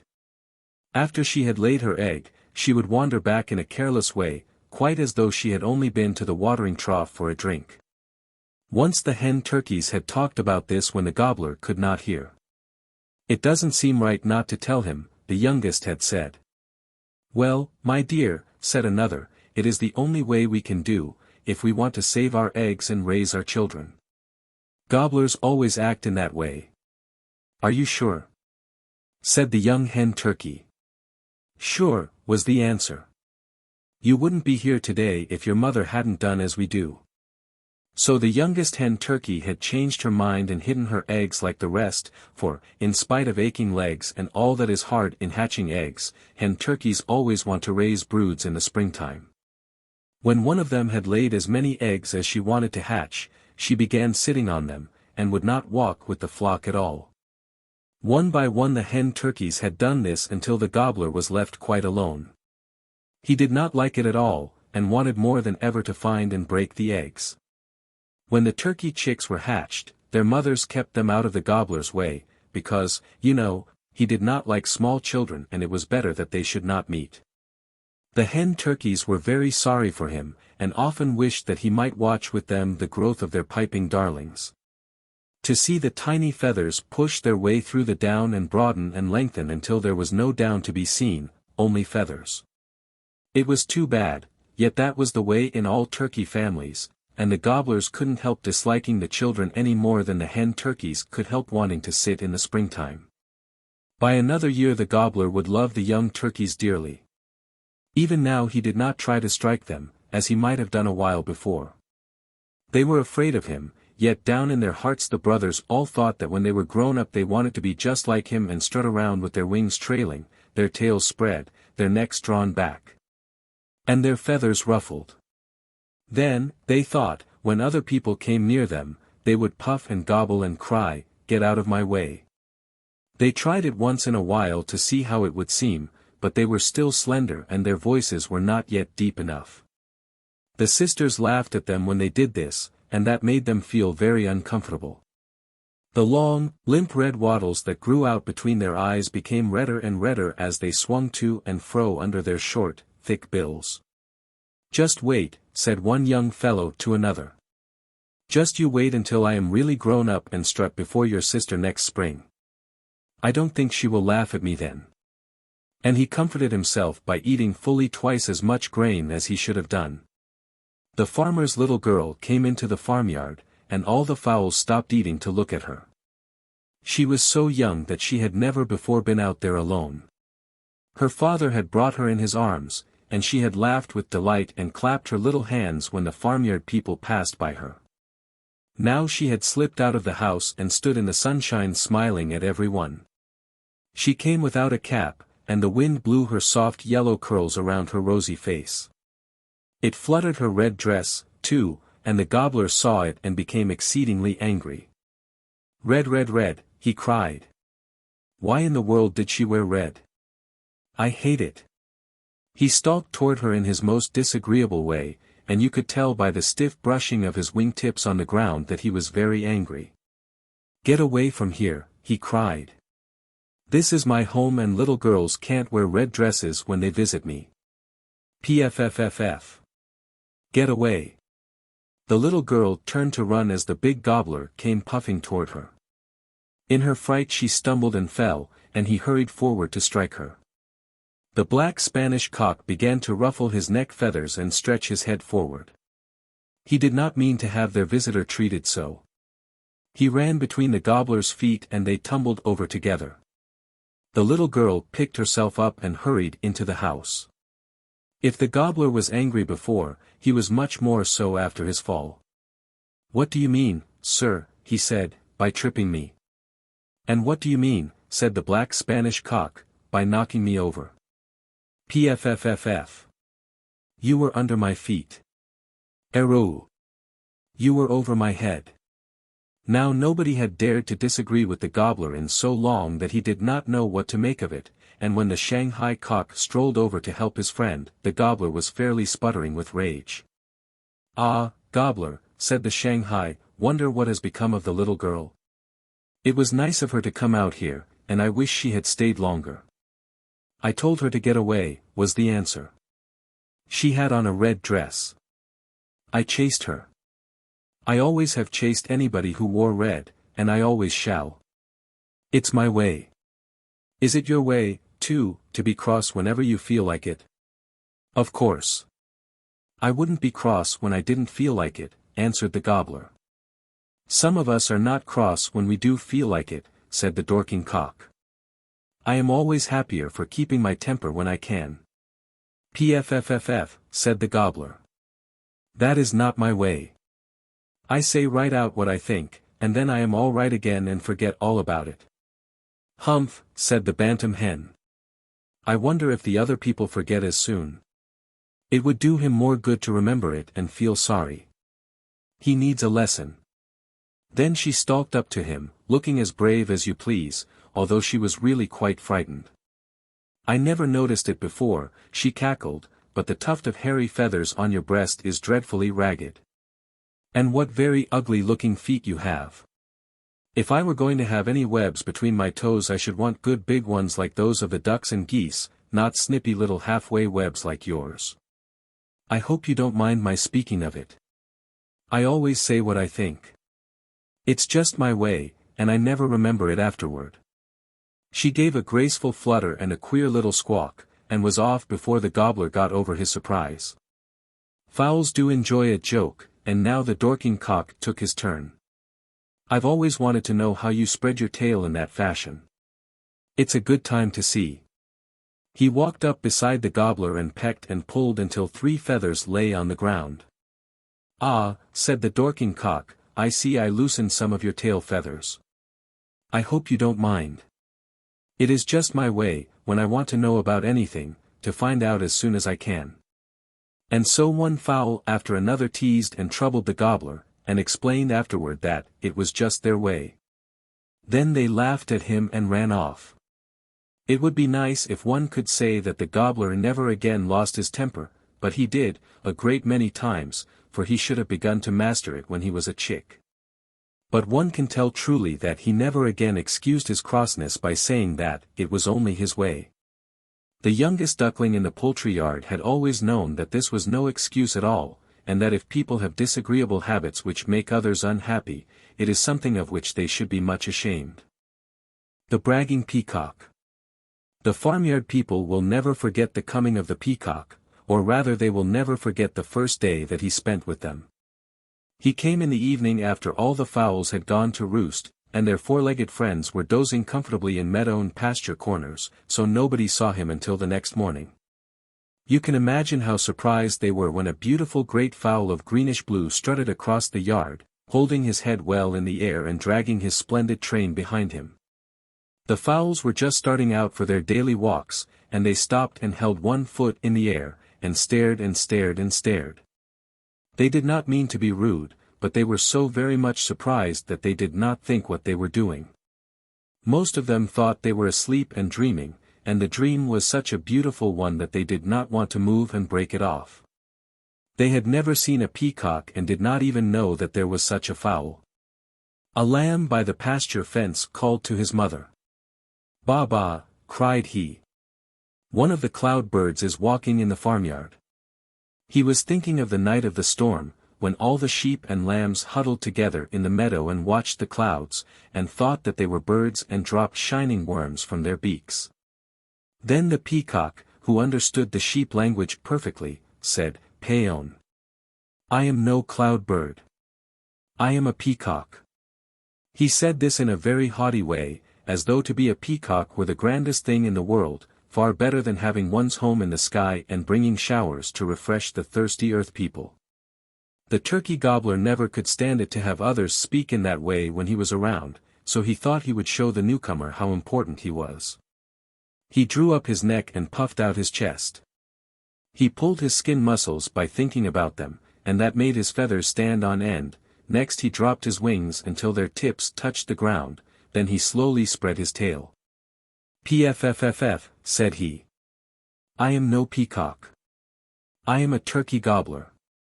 The hen turkeys looked at each other with much pride. They were a little afraid of him themselves, but they liked to have him show the newcomer that turkeys are important people. Their children looked at each other and murmured, "Isn't the gobbler fine though? Guess the peacock will wish now that he hadn't put on airs." But the peacock did not seem to feel at all sorry. He stood and looked at them all without saying a word, and they all wondered what he was thinking.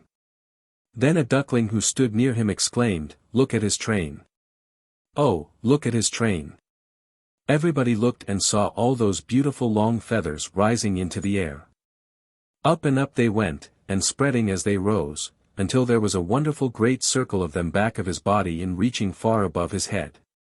The gobbler's spread tail looked as small beside this as a dove's egg would beside that of a goose. "Peon," said the peacock. "I am no turkey gobbler. I am a peacock." "Pfffff," said the gobbler. Then he turned to the hen turkeys. "My dears," he said, "I think it is time that we walked along. The children should not be allowed to see and speak with any stray fowl that comes along. We cannot be too particular about that." Then he stalked off, with the meek hen turkeys following and the children lagging behind. They did so want to stay and see the peacock, and they thought the ducklings and goslings were much luckier than they. The geese were delighted with the newcomer, and hoped he would be quite friendly with them. They wished he were a swimmer, but of course they could tell with one look that he was not. He did not have the trim, boat-shaped body that swimmers have, and then, his feet were not webbed. The gander noticed that they were remarkably homely feet. He thought he would remember this and speak of it to the geese some time when they were praising the peacock's train. The drake was the first to speak politely to the peacock. "We are glad to meet you, sir," he said. "Will you be with us long?" "Thank you," answered the peacock. "I have come to stay. We hope you will like it here. I'm sorry to see you do not swim. We should be very glad of your company if you did. You will excuse us if we go on to the brook. We are late already." He and all of his family waddled away to the water. "A fine-looking fellow," said he heartily. "Even my cousins, the mallard ducks, have not such a beautiful sheen on their neck feathers." The drake was a kind, warm-hearted fellow, and it never troubled him to know that other people were handsomer than he. The geese were eager to reach the water, too, but they could not leave without asking one question. First they told the gander to ask it, but he replied that if they wanted to know, they should ask it for themselves. Then they hung back and said to each other, "You ask him." "I can't." At last the gray goose stepped forward, saying, "Excuse us, sir. You said that you were to stay with us, and we wish to know if you work for your living." "I work," cried he. "Peon. Never. The farmer invited me here to be beautiful, that is all." "We are so glad," cackled the geese, and the gander joined with them. "So many of the people here work. They are very good, but not at all genteel, you understand."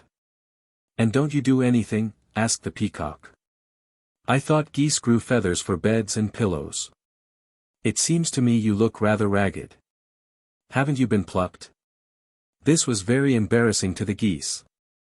"Why, yes," they said, "we do let the farmer's wife have some feathers once in a while, when the weather is warm, but that is very different from really working, you know. Perhaps, said the peacock. If they want any of my feathers, they can wait until I molt. Then you will see how much they think of me, for whenever they find one of my train feathers, not tail, if you please. Every bird has a tail, but I have a train, they carry it carefully into the house to be made into a duster for the parlor. I never give away any but my cast-off plumage. I am so very, very beautiful that I do not have to work. This impressed the geese very much. We are glad to know you. Quite honored, we assure you. The peacock bowed his crested head, and they bowed their uncrested and very silly ones, and then they went to the river. The peacock thought them most agreeable, because they admired him, and they thought him the best sort of acquaintance, because he didn't work. It was all very foolish, but there are always foolish people in the world, you know, and it is much better to be amused by it and a little sorry for them, than for us to lose our tempers and become cross about it. That was the way the Shanghais, Black Spanish, Dorking, and Bantam fowls felt. They were polite enough to the newcomer, but they did not run after him. The chickens used to laugh when the peacock uttered his cry of "Paon! Paon!" His voice was harsh and disagreeable, and it did seem so funny to hear such dreadful sounds coming from such a lovely throat. The black Spanish cock reproved the chickens sharply for this. "It is very rude," said he, "to laugh at people for things they cannot help. How would you like to have a lamb follow you around and bleat, 'Look at that chicken. He has only 2 legs. Hello, little 2 legs, how can you walk?' It is just as bad for you to laugh at his harsh voice, because he cannot help it. If he should say foolish and silly things, you might laugh, because he could help that if he tried. Don't ever again let me hear you laughing when he is just saying 'Paon.'" The chickens minded the black Spanish cock, for they knew he was right and that he did not do rude things himself. They remembered everything he said, too. One day the peacock was standing on the fence alone. He did this most of the time. He usually stood with his back to the farmyard, so that people who passed could see his train but not his feet. A party of young fowls of all families came along.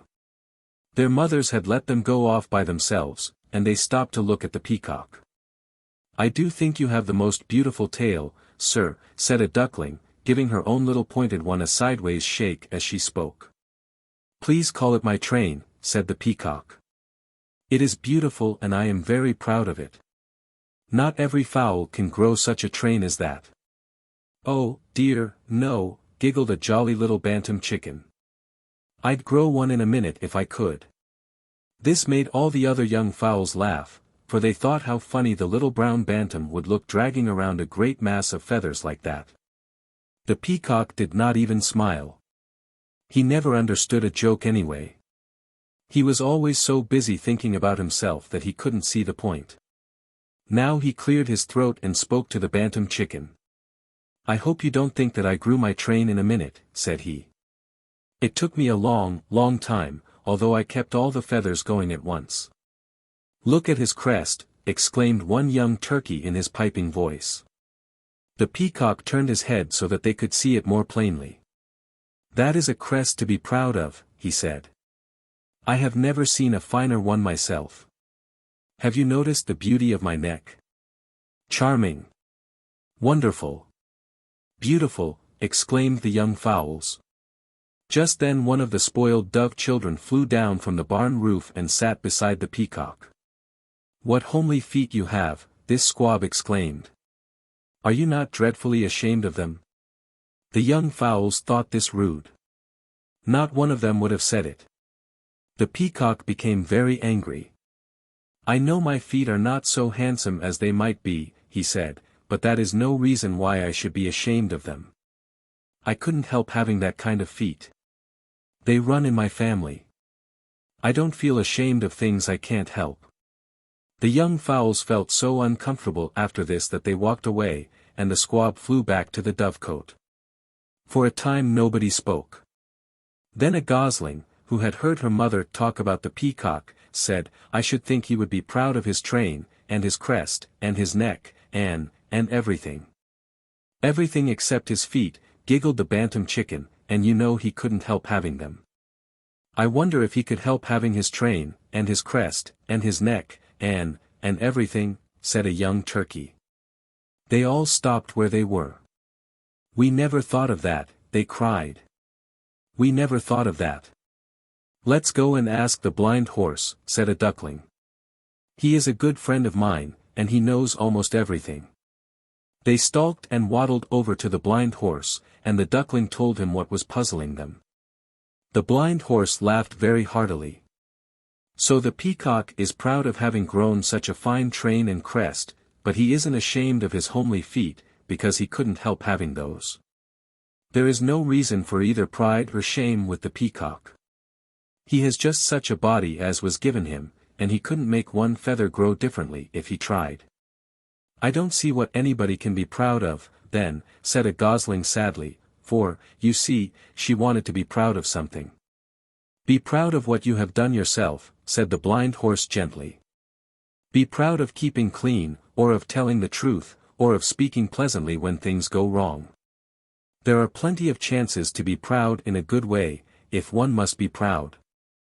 The Discontented Guinea Hen. Well, said the Gobbler, I should like to know what next. Last spring it was the white pig, when we had never had any but black and brown ones on the place. Next it was ducks, because one of the farmer's boys wanted them. Then it was the peacock, to please the farmer's wife. Now it is guinea fowls for the farmer's other son. Society isn't what it used to be here, and while some of the new people may be very pleasant, I must say that I preferred the good old quiet days. I think it is lovely, cackled the cheerful little bantam hen. One hears so much of the world outside, and for people like myself, who stay at home, that is a good thing. Everybody loved the white pig before she had been here 2 days, and my children are very fond of the ducklings. I like to have them together, too, for after I had told them positively that my chickens could not go in swimming, they stopped teasing and became most delightful playmates. What would you say about the peacock? Asked the Shanghai cock, who had never been friendly with him, although, to tell the truth, the Shanghai cock was not so grumpy as he used to be. Well, said the bantam hen, who tried not to say unpleasant things about people unless she really had to, he is certainly beautiful, although I can't say that I am fond of hearing him sing. This made all the fowls laugh, even the gobbler looking a little smiling around the beak on the side where his hanging wattle did not hide his face. When the hen turkeys on the smiling side saw that he was pleased, they began to smile too. And then the hen turkeys on the other side, who hadn't been sure that it was safe for them to do so, smiled also. And it did them all a great deal of good. I didn't see the guinea fowls, said one of the geese. We were swimming when they came. How do they look? Are they handsomely dressed? We shall not call upon them unless they are our kind of people. It was some time since their last plucking for the season, and the geese were growing more airy every day now. They are really very peculiar, said the black Spanish hen, and not at all common-looking. I should call them decidedly genteel. Here the geese looked at each other and nodded. They were always talking about being genteel, although if you had asked them, they might not have been able to tell what they meant by the word. They are shaped quite like small hen turkeys, added the black Spanish hen, and their feathers are a dark bluish-gray with round white spots all over them. They do not wear any feathers on top of their heads. When I saw the first one, I thought she must have lost hers in an accident, but after the others came up, I knew it must be the custom in their family. And they are shaped like us, asked the hen turkeys all together. They were thinking that perhaps the black Spanish hen would call them genteel-looking also, but she didn't. Very much like you, she replied.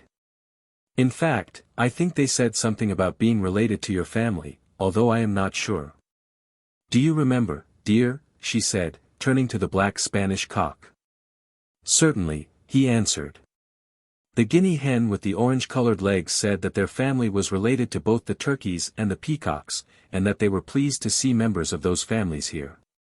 Gobble gobble gobble, called the gobbler to the hen turkeys. You must call upon our relatives as soon as you can. I will go later. I always wait to find out more about strangers before calling. It is my way. He didn't stop to think that if everybody waited as long as he did, the strangers would be very lonely. After this, they scattered to feed, and the hen turkeys and their children looked for the guinea fowls. "Listen," said one, "and we may hear them talking to each other." They stood still, with their heads well up and turned a little to one side. They heard a harsh voice saying, "Ca mac.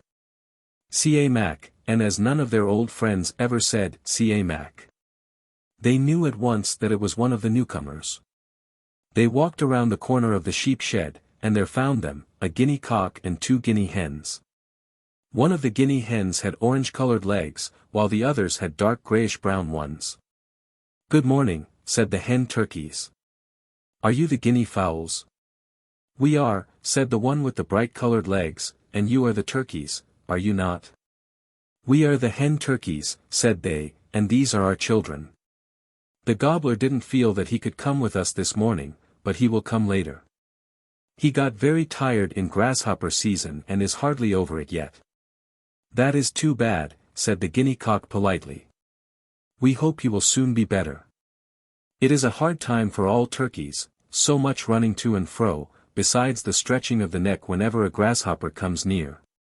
"Perhaps he overate somewhat," said one of the hen turkeys. "We were quite worried about him for a time. He slept so poorly and dreamed that he was being chased. He always has a good appetite, and you know how it is when there is so much food around. One cannot let it alone." So they chatted on about one thing and another, and walked as they visited. The guinea fowls were more fussy and restless than the turkeys, and even when they were speaking would run after some dainty bit of food that had just caught their eyes. Of course the hen turkeys said how glad they were to have the guinea fowls come there to live, and hoped that they would enjoy their new home. All of the farmyard people thought it a most delightful place. "Oh, yes," cried the guinea hen with the bright-colored legs, "it is very pleasant, of course, but I wish you could see the farm we left." "Why? Was it better than this?" asked the turkey chicks, crowding around her. They were so surprised that they forgot their mothers telling them that if they came they must be very quiet, and making them all repeat together, "Little turkeys should be seen and not heard." Better? My dears, it was not to be spoken of in the same breath. I understand that when one has always lived here, this may seem very nice, but when one has known better things, it is hard to be contented. "Still, we shall be very happy here, I am sure," said the other guinea hen, the one with the brown legs. "People all seem so bright and pleasant. I like it very much indeed." "We are glad of that," said the turkeys all together. "We really must be going. We fear we have stayed too long already. The gobbler will wonder if we are never coming back. Good morning." As they walked off to look for him, one hen turkey said to another, "It must be hard to come here after living on that farm." "Yes," was the answer, "I suppose that we don't really know what comfort is here." When the gobbler asked them about the guinea fowls, and how they were enjoying their new home, the hen turkeys sighed and answered, "Oh, as well as they can enjoy this farm, we suppose." The gobbler was a little surprised by this reply, but he said nothing, and as he pecked at the corn which had just been spilled from the load the oxen were drawing, he thought, "I wish we could have better corn to eat. This does not taste quite as it should." When the geese met the guinea fowls, they began to speak of the pleasure of living on such a fine farm. "Ah," said the guinea hen with the bright-colored legs, "how I wish you might see the one we left when we came here. It was so different." The other guinea fowls looked uncomfortable when she spoke in this way, and stood first on one foot and then on the other. Then the cock said something about the sunshiny fall weather, and the good neighbors, and the gander spoke again of the farm.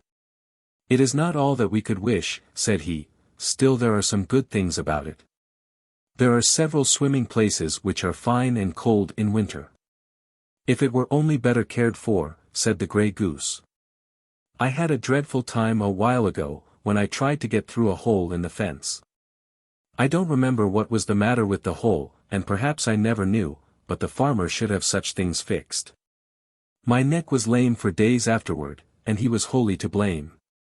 After this, the geese found fault with almost everything, and when there was no one thing to grumble about, they sighed because it was so different from what it might be. It was not long before even the spring chickens, the goslings, and the ducklings were speaking in the same way, and the poultry yard was a most doleful place. The bantam hen was the only really cheerful fowl there, and she got so tired of hearing the rest sigh and grumble, that she often slipped between the pickets of the fence and went to have a comfortable chat with the oxen.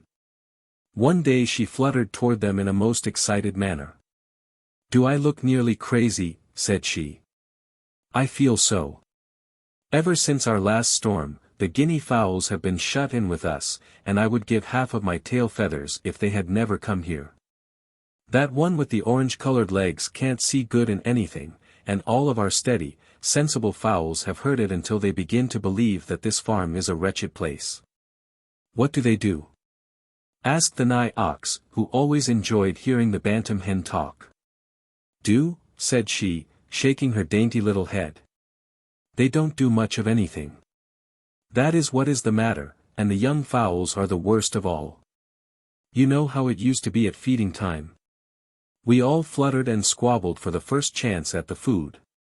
Some hen got the biggest piece, and then the rest would chase her from one corner to another, and not give her a chance to break and swallow any of it until she would share with them.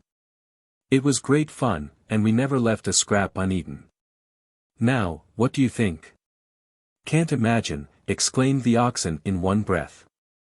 "Well, they all stand around on one foot for a while, and I am the only one eating. Then somebody says, 'I wonder if this is any better than the last we had.' Another will groan, 'Oh, is it time to eat again?' or, 'Suppose I must eat something to keep up my strength.' Then I hear the bright-legged guinea hen say, 'Ca mac. Ca mac.' This is all so different, so very different from what I have been used to. The cock and the other hen of that family are nice enough if you only get them away from her." "What nonsense!" exclaimed the oxen together, and they spoke quite sharply for them. "I wish," said the bantam hen very slowly, and as though she meant every word, "I wish the bright-legged one were back where it was so different. Perhaps then my friends would begin to act like themselves." "Where did she come from?" asked the off-ox. "It seems to me that I saw a bright-legged guinea hen somewhere not long ago." He thought very hard, so hard that he swallowed his cud without knowing he did so. "Wasn't it at the place where we took that load of stone the other day?" asked the nigh ox, trying to help his brother. He knew how disagreeable it is not to be able to recall anything of that sort. "It was," cried the off-ox. "And a very poor farm it is. It was the same hen too. Talk about its being different. I should say it was different from this place, but there are a good many ways of being different. Hum. I think I will talk with the discontented guinea hen before long, and I want you to see that the other fowls are listening when I do." Although he would say nothing more, the bantam hen saw from the look in his eyes that he meant to stop the guinea hen's complaining, so she went away feeling happier. Then the off-ox unswallowed his cud and began to chew it as though nothing had happened. His brother heard him chuckle once in a while, and say, "Different," under his breath. When the off-ox awakened from time to time during that night and heard the guinea hens talking in the dark, he chuckled again to himself. The guinea cock was a sound sleeper, but the hens always talked a great deal between sunset and sunrise, and especially if it were about to rain. Other people thought that they might talk more in the daytime and then keep quiet when their neighbors wanted to sleep. They declared that they always remembered so many things to say as soon as they went to roost, and that if they waited until morning they might forget more than half. The very next day, the off-ox had the chance he wanted. He and his brother were yoked to the stone boat and left standing by the poultry yard. "Good afternoon," said he. "Is the bright-legged guinea hen here?" "I am," she answered, coming close to the pickets. "We are just going over to your old home," said he, "with this load of stone. Have you any messages to send to your friends?" The guinea hen looked rather uncomfortable, and stood first on one foot and then the other. "Tell them I am well," said she. "I will," said the off-ox, in his hearty way. I will try to tell them all. I think I can, too, for there did not seem to be many people in that farmyard. I didn't see ducks or geese at all. Are there any living there? No, said the guinea hen. She did not seem to think of anything else to say, although nobody spoke for a long time. Of course not, exclaimed the ox. How stupid of me to ask. There is no brook or river on that farm. Still the guinea hen said nothing. We are dragging stone for their new barn, said the ox. Or perhaps I should say for their barn. One could hardly say that they have any yet, although I suppose they use those loosely built sheds for barns. I wonder people can spend a winter where there are such drafts. Still, home is always home, and people love it for that reason. We are glad to have your family with us, not only to keep away the crows, which was part of the guinea fowl's work, but because you will be more comfortable. I've never yet in all my travels seen so good a farm as this, and the one you left was so different. Goodbye. There was not much talking in the poultry yard the rest of the afternoon, although most of the fowls looked happier than they had for many days. When supper time came, the Dorking hen snatched the biggest pieces of food, and the others chased her from corner to corner in quite the old way. Every scrap was eaten, and nobody laughed, and the Shanghai cock said that the fine weather had given him a better appetite. It was really a dark and chilly day, but they had stopped thinking how much better off they would be if they only lived somewhere else. As soon as they stopped thinking that, they could see how well they were cared for at home. And so, although nobody had really looked at the sky or thought about the weather, everybody had a feeling that the sun must have been shining. Perhaps the guinea cock and the other guinea hen were the happiest of all, for they had not known what to do or say when the bright-legged one talked about her old home. It all seemed like a joke now, yet she never liked the ox after that day. The other fowls were as nice to her as ever, for they knew it was a sad thing to be so discontented, and they knew, also, that if they had not been foolish enough to let her, she could never have made them unhappy. The oxen talk with the calves. It was a clear, cold winter morning, and the cattle stood in the barnyard where the great yellow straw stacks were. They had nibbled away at the lower part of these stacks until there was a sheltered place underneath. The calves liked to stand on the sunshiny side with an overhanging ledge of straw above their heads. The wind did not strike them here, and they could reach up and pull out wisps to eat when they had nothing else to do. Not that they were so fond of eating straw, but it was fun to pull it out. There was, however, usually something else to be done, for there was always their cud to chew. Among all the farmyard people, there were none more particular about their food. They might eat in a hurry when time was short, or when the grass was fresh and green, but after they had swallowed it and filled the first of their 4 stomachs with partly chewed food, they would find some quiet and comfortable place where they could stand or lie easily and finish their eating. To do this, they had to bring the partly chewed food from the first stomach to the mouth again. They called this unswallowing it, although they should have said regurgitating. After the food was back in their mouths again, it was spoken of as their cud, and the stout muscles in the sides of their faces pulled their lower jaws up and down and sideways. And the food was caught over and over again between the blunt grinding teeth in the back part of their mouths, and was crushed, squeezed, and turned until it was fine, soft, and ready to swallow into the second stomach. Then the cattle do not have to think of it again, but while they are doing something quite different, and perhaps forgetting all about it, there are many nerves and muscles and fine red blood drops as busy as can be, passing it into the third and fourth stomachs, and changing the strength of the food into the strength of the cattle. The cows and the oxen do not know this. They never heard of muscles and nerves, and perhaps you never did before, yet these are wonderful little helpers and good friends if one is kind to them. All that cattle know about eating is that they must have clean food, that they must eat because they are hungry and not just because it tastes good, and that they must chew it very carefully. And if they do these things as they should, they are quite sure to be well and comfortable. The oxen were standing by the barn door, and the calves were talking about them. They liked their uncles, the oxen, very much, but like many other calves the world over, they thought them rather slow and old-fashioned. Now the colts had been saying the same thing, and so these half-dozen shaggy youngsters, who hadn't a sign of a horn, were telling what they would do if they were oxen. Sometimes they spoke more loudly than they meant to, and the oxen heard them, but they did not know this. "If I were an ox," said one, "I wouldn't stand still and let the farmer put that heavy yoke on my neck. I'd edge away and kick." "Tell you what I'd do," said another. "I'd stand right still when he tried to make me go, and I wouldn't stir until I got ready." "I wouldn't do that," said a third. "I'd run away and upset the stone in a ditch." "I don't think it's fair to always make them pull the heavy loads while the horses have all the fun of taking the farmer to town and drawing the binder and all the other wonderful machines." "Isn't it too bad that you are not oxen?" said a deep voice behind them. The calves jumped, and there was the off-ox close to them.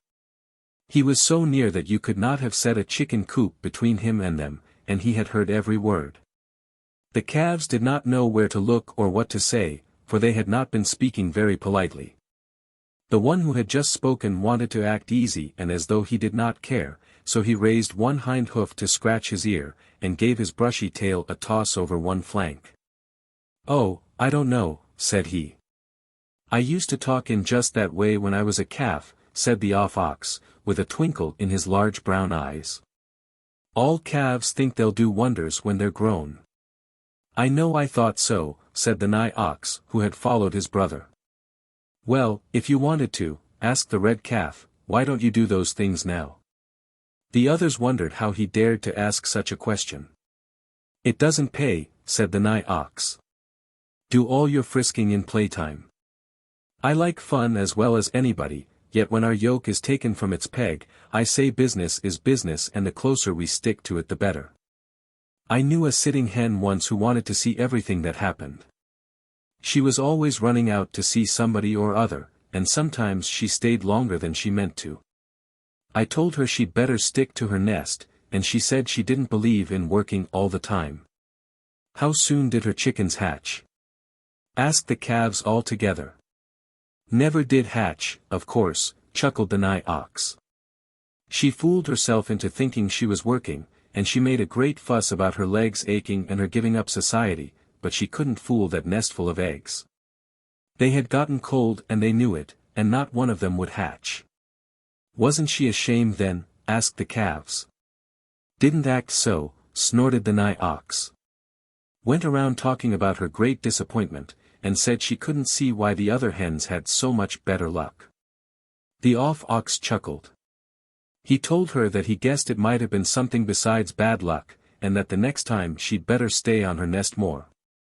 Then she asked him how many broods of chickens he had hatched. "Ho ho ho." Everybody laughed, and the calves wondered how the nigh ox could think of it without being angry. "It wouldn't pay to be angry," he said. "What's the use of wasting a fine great ox temper on a poor little hen rudeness?" This made them think. They remembered how cross and hot and uncomfortable they often became over very small things that bothered them, and they began to think that perhaps even calf tempers were worth caring for. At last the black calf, the prettiest one in the yard, said, "Do you like drawing that flat wagon which hasn't any wheels, and scrapes along in the dust?" "The stone boat?" asked the off-ox. "We don't mind it. Never mind doing our kind of work. Wouldn't like to pull the binder with its shining knives and whirling arms, for whoever does that has to walk fast and make sudden turns and stops. Wouldn't like being hitched to the carriage to carry the farmer's family to town. Wouldn't like to take care of the sheep, like Collie, or to grow feathers like the geese, but we can draw stone boats and all sorts of heavy loads, if we do say it." The red calf, who was always running and kicking up his heels, said, "Oh, it's such slow work. I should think you'd feel that you would never reach the end of your journey." "We don't think about that," answered the nigh ox. "It doesn't pay. We used to, though. I remember the time when I wished myself a swallow, flying a mile a minute, instead of stepping my way through life. My mother was a sensible cow, and wore the bell in our herd. She cured me of that foolishness. She told me that swallows had to fly one wing beat at a time, and that dinners had to be eaten one mouthful at a time, and that nothing really worthwhile could be done in a minute. She said that if we were forever thinking how much work we had to do and how tiresome it was, we'd never enjoy life, and we wouldn't live long either. Lazy oxen never do. That's another thing which doesn't pay. The red calf and the white calf spoke together. We will always be sensible. We will never lose our tempers. We will never be afraid to work. We will be fine and long-lived cattle. Might you not better say you will try to be sensible? Asked the nigh ox. You know it is not always easy to do those things, and one has to begin over and over again. Oh, no, they answered. We know what we can do. You might be mistaken, said the oxen gently. I am never mistaken, said the red calf. Neither am I, said the white calf. Well, good morning, called the oxen, as they moved off. We are going to talk with our sisters, the cows. After they had gone, the pretty black calf spoke in her pleasant way. It seems to me I shall be an old cow before I can learn to be good and sensible like them, but I am going to try. Pooh, said the red calf. It is easy enough to be sensible if you want to be, as easy as eating. Yes, said the white calf. I shall never lose my temper again, now that I am sure it is foolish to do so. Dear me, said the pretty black calf. How strong and good you must be. I can only keep on trying. Pooh, said the red calf again. Then he lowered his voice and spoke to her. Move along, said he, and let me stand beside you in the cubby while I chew my cud. Don't you do it, cried the white calf. I want that place myself. I guess not, exclaimed the red calf. I'll bunt you first. Bunt away, then, said the white calf, but I'll have that place. Oh, please don't fight, exclaimed the black calf. I'll let one of you have my corner. Don't you move, cried each of them. I want to stand by you. Then they lowered their heads and looked into each other's eyes. Next, they put their hard foreheads together, and pushed and pushed and pushed. Sometimes the red calf made the white calf go backward, and sometimes it was the other way. Once in a while they stood still and rested. Then they began pushing again. While they were quarreling in this way, getting warmer and more angry all the time, and losing those very tempers which they had said they would always keep, a young Jersey had stepped into the cubby beside the black calf. And they were having a pleasant visit. What are those fellows fighting about? He asked.